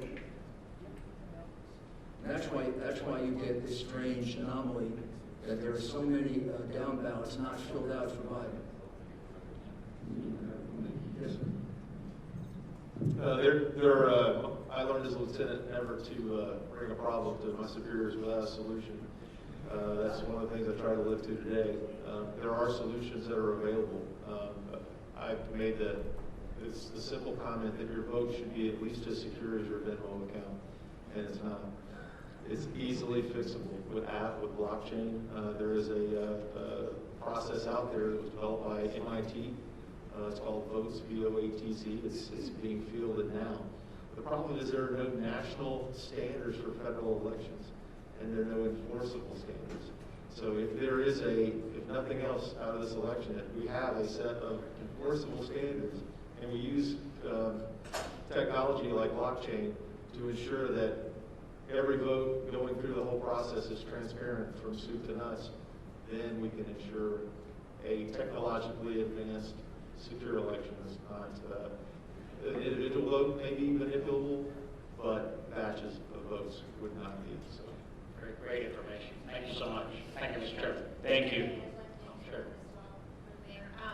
So you asked what two things? Well, I think those two things are very clear that you have to deal with today, and then you have to deal with the future. And the more pressing instance right now is today, and this body should deal with that in some way.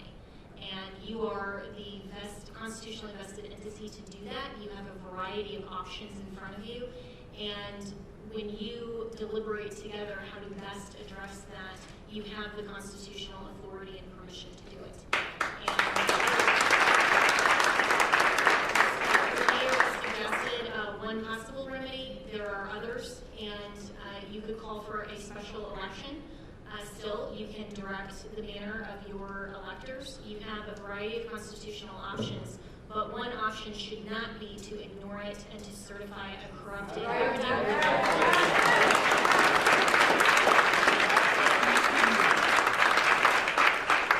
we would ask that you deal with that today, and then for the future, look at all of these things that you've raised. Look at all of the voting machines. Look at all of these people who are interfering, really. You have an executive office and branch that is runaway.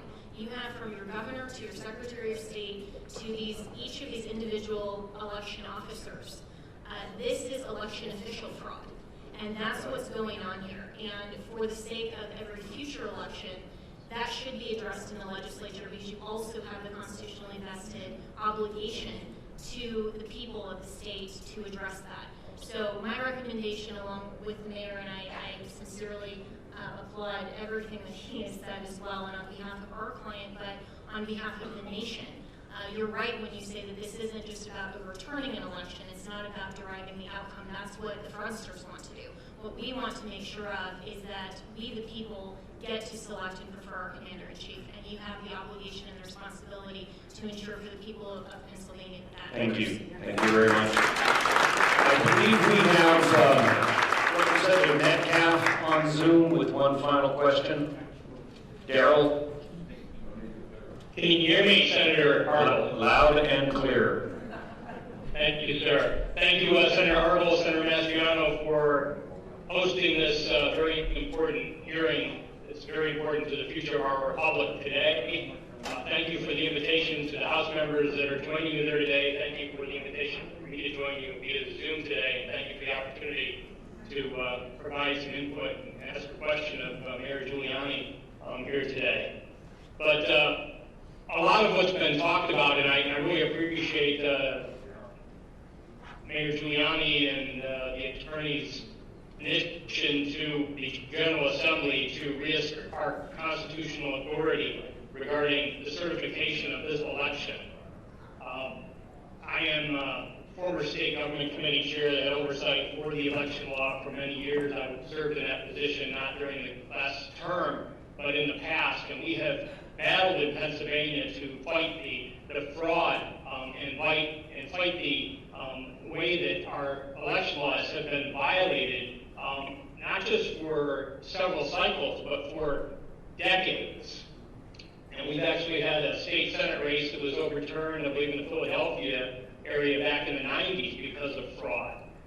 So when we look at what has occurred here, and I really appreciate Mayor Giuliani bringing all those individuals before us today to provide testimony at this hearing. And I think even more important, I hope that we get a chance to see that their testimony was heard in a court of law where a just ruling is found to protect every legal vote that was cast here in this election in November, and to discard all those votes that were not legally cast. And I think as we've been overwhelmed, as was mentioned by the senators at the beginning of this meeting, that as we came through Election Day, and prior up to that, we had 3.5 million people filing for unemployment because of the unconstitutional dictates of Wolf to shut down businesses and stop people from going to work in Pennsylvania. And we were just overwhelmed with those calls. But since Election Day, we have been overwhelmed with calls from individuals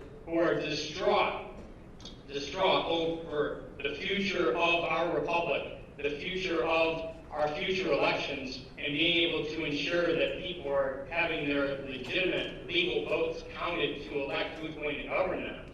And right now, with the examples that were shown here today with these witnesses, a lot of the people who have been calling my office and emailing me, they are demanding action. And as we've heard today, there's a lot of citizens out there that have important information that needs to be shared in the courtroom to ensure that these fraudulent activities, and it's not, a lot of times when people talk about fraud, they think of impersonation, but that's not what we're talking about. We're talking about fraudulent activities as far as a fraudulent election because they've not abided by the laws that have been passed by we the people through our elected legislature as the U.S. Constitution, as our state constitution, as our laws provide for to facilitate our elections. So, Mayor Giuliani, as we move forward, and I stand with Senator Mastriano and others that are there today. I actually sent an email out while I was listening to some of the testimony today given at the hearing to the whole Republican caucus in the Pennsylvania House to encourage them to sign on and listen to what was happening today with this information that I think they all need to hear, and that every Pennsylvanian, every American needs to hear, to help encourage our citizens, Mayor Giuliani, as you move forward in the court battle. I know the press has been continually, day after day, saying no evidence, no evidence, no evidence. So I think we heard a lot today. Do you expect that you're going to have an opportunity in the right level of courts in our state and our nation to have this evidence presented by some of these people here today and others that you have signing affidavits? Yes, I am. I'm certain that there will be a court decision that will allow us to present our evidence. The case in Pennsylvania was dismissed on a motion to dismiss, in which the judge made factual findings against us, basically saying he thought our claims were absurd. Of course, he has no right to do that on a motion to dismiss. On a motion to dismiss, he has to assume that everything we're saying is true, and I think it was just done to delay us. And I can't imagine a judge giving a correct decision here that would at least allow us to have a factual hearing. And the reason we came to you and some of the other state legislators is because I believe that we're being denied our right to a hearing by the courts. But then again, you do have responsibilities equal, if not superior to the courts, to oversee these elections. So we've made similar requests to the legislatures in Michigan, Arizona, and Georgia. And we're very hopeful that next week we'll get to present to them as we also press for a hearing in court. I think it is really important for the American people to see these are not my claims or Jenna's claims or President Trump's claims and many of these people came to us because they're so upset. These are the complaints of the American people. And I'm more than happy to make available to you an outline of the other affidavits. It would have been impossible to produce all the witnesses. But I can show you that for each one of these witnesses, there are anywhere from 15 to 50 other witnesses who saw the same thing. I have a list just in Pittsburgh alone of 27. I have a list in Philadelphia of 32. I have a list of about 40 witnesses on cure. Even though the numbers aren't ascertainable, there's still a lot. None of the things we're saying to you are just arguments, this is evidence. I keep explaining to people affidavits are the best evidence you can have until somebody actually gets into court and swears. And our evidence is under oath. Their claims are just claims. We have one additional question online from Representative. Thank you, Darrell. From Representative Kiefer. Thank you, Senator Argle. Thank you, Senator Argle. Thank you, Mayor Giuliani. Representative Don Kiefer. Thank you. Thank you. Thank you, Senator Mastriano, for hosting this, and thank you, Mayor, for all of the testimony that you have brought forward. Two questions I have. First is regarding testimony that we received on the pink highlighted ballots that were scanned through and submitted, and then they were able to be redocumented and then scanned through again. Is there any action being taken on that, given the number of ballots that we're talking about there?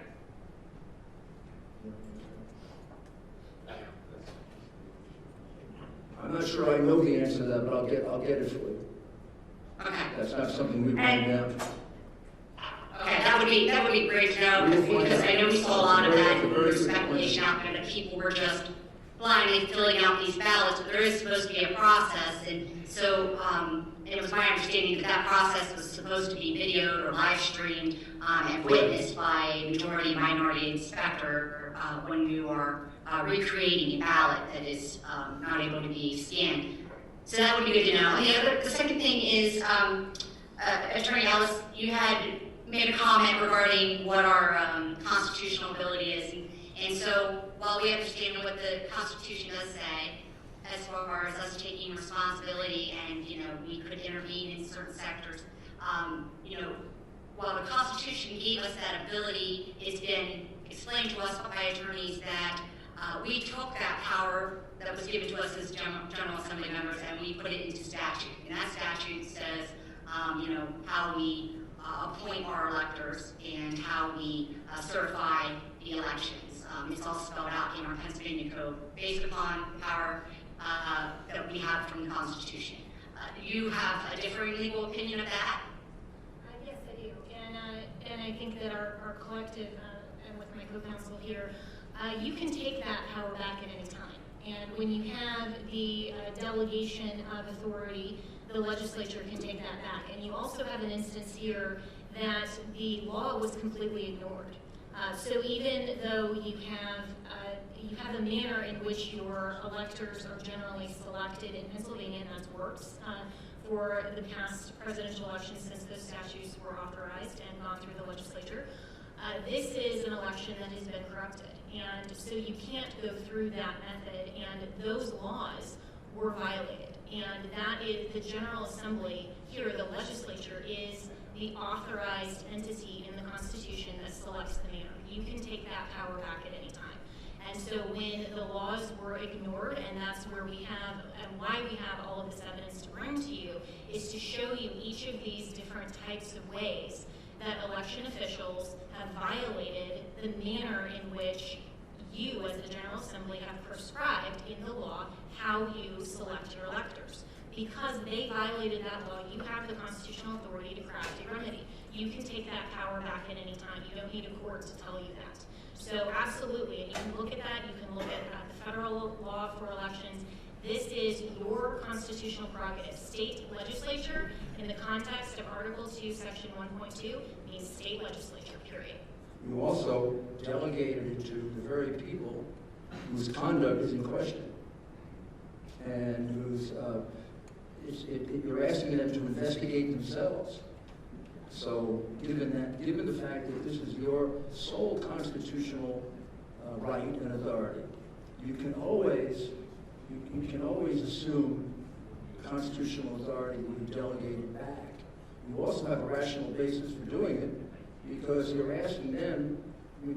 This was done, one might argue, or at least that's one of the interpretations of the fact, deliberately by the governor, by the elections commissioner, who issued absurd opinions, telling people to violate the law. And then you're going to ask them to make a decision on the election that allegedly they corrupted. It seems to me you have a perfect right to take that back and make that decision to know. Thank you. Thank you very much. I want to thank everyone for your patience. The public, our many witnesses, our senators and representatives. As you've seen today, this COVID pandemic has made holding a public hearing a little bit more challenging than usual, but we have still received an enormous amount of information today, information that we will share with every one of our members. There's no doubt in my mind that we will pass legislation in the House and the Senate based on what we have learned today. I also want to thank Senator Mastriano, Doug, and his staff. Enormously helpful today. It really goes without saying, we would not be here without Doug Mastriano.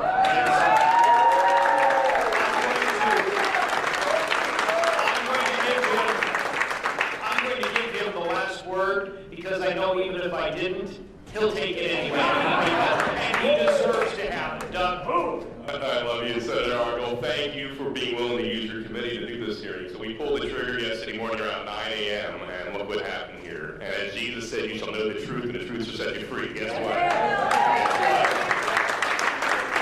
The truth's out there. Media, you should have found these witnesses. You need to do your job. Now you see them out here. Do your job.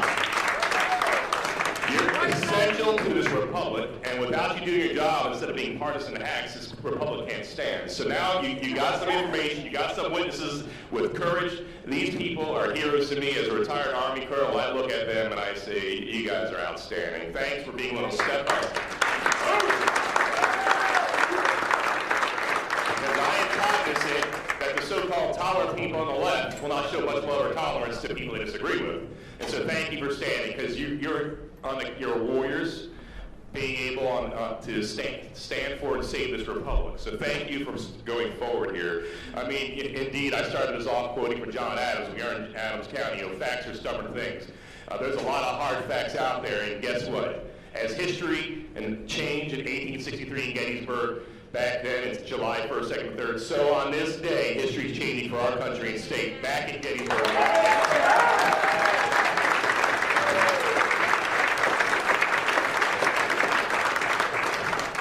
I don't even know how this happened in America. We can send 50 years ago, men to the moon, but we can't have a safe, secure election in Philadelphia and Pennsylvania. What's going on here? It's got to be by design, because we have the technology, we have stealth aircraft that are the envy of the world, but we can't run an election better than Afghanistan.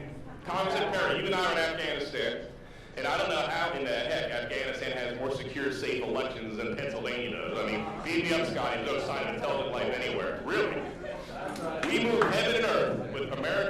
dollars to secure elections in Iraq and Afghanistan and elsewhere. We can't do it in our own state. It's by design. There's people in Pennsylvania not interested in safe, secure elections. And we have to correct this. There's two things that need to happen. First off, we need to make sure that the real winner is sent forth from this presidential election. And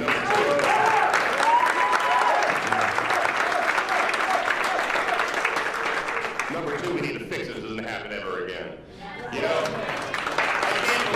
I can't believe we're having this conversation here in Pennsylvania.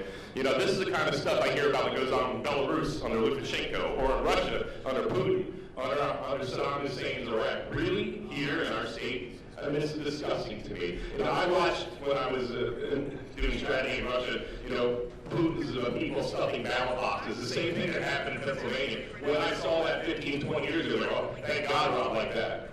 What happened? What happened? We're not going to let it stand.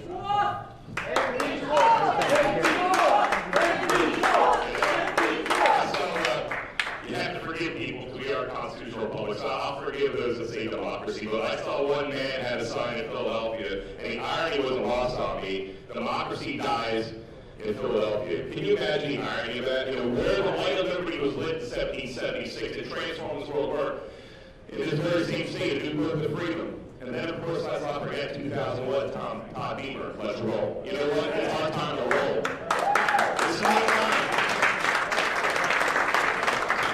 You know, democracy can die in darkness. In dark rooms, no transparency and accountability. We're shining light on this darkness here. We're going to take our state back. We're not standing aside. You know, as Representative Metcalf rightly said, in 1994, there was so much shenanigans and cheating in the Marks versus Stinson case that a federal district judge threw out the election results, took a senator out of Harrisburg, state senator, and put the Republican in because the election results were so corrupted. So we do have a precedent here, federal courts, and I hope you take a hard look at that here. Has our election results in Pennsylvania at the presidential and other levels been so corrupted that the results have to be thrown out? That's going to be a case you're going to have to make before the Supreme Court there, but it sure sounds like something stinks in Denmark or in Philadelphia. I don't know. You know, one vote, one person, one legal vote per person, and any cheating goes in there disenfranchises an American. I can't believe this is happening here, and we're not going to let it stand. I don't know why it's so hard. You know, I know it's hard because this has been going on here for a lot longer than we imagined. But in Galatians 6:9, we're told by St. Paul, grow not weary doing good, because in due time you'll reap your harvest. We're going to reap our harvest.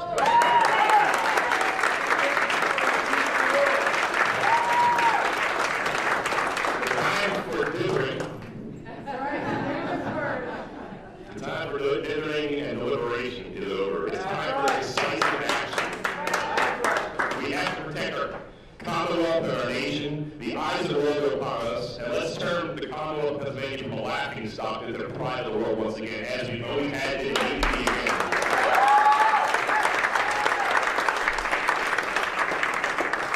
This is our day, this is our hour, this is our time. So yes, Mr. Franklin, a Republican, you keep it. We're going to keep it. And you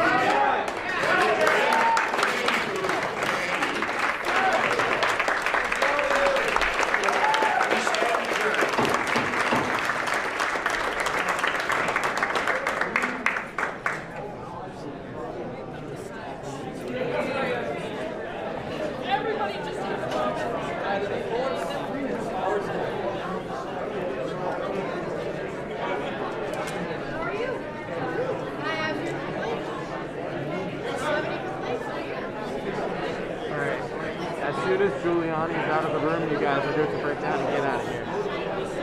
Thank you. I need to head to the fire station for my volunteership if I'm bolted. Oh, wow. But I'll see you guys later.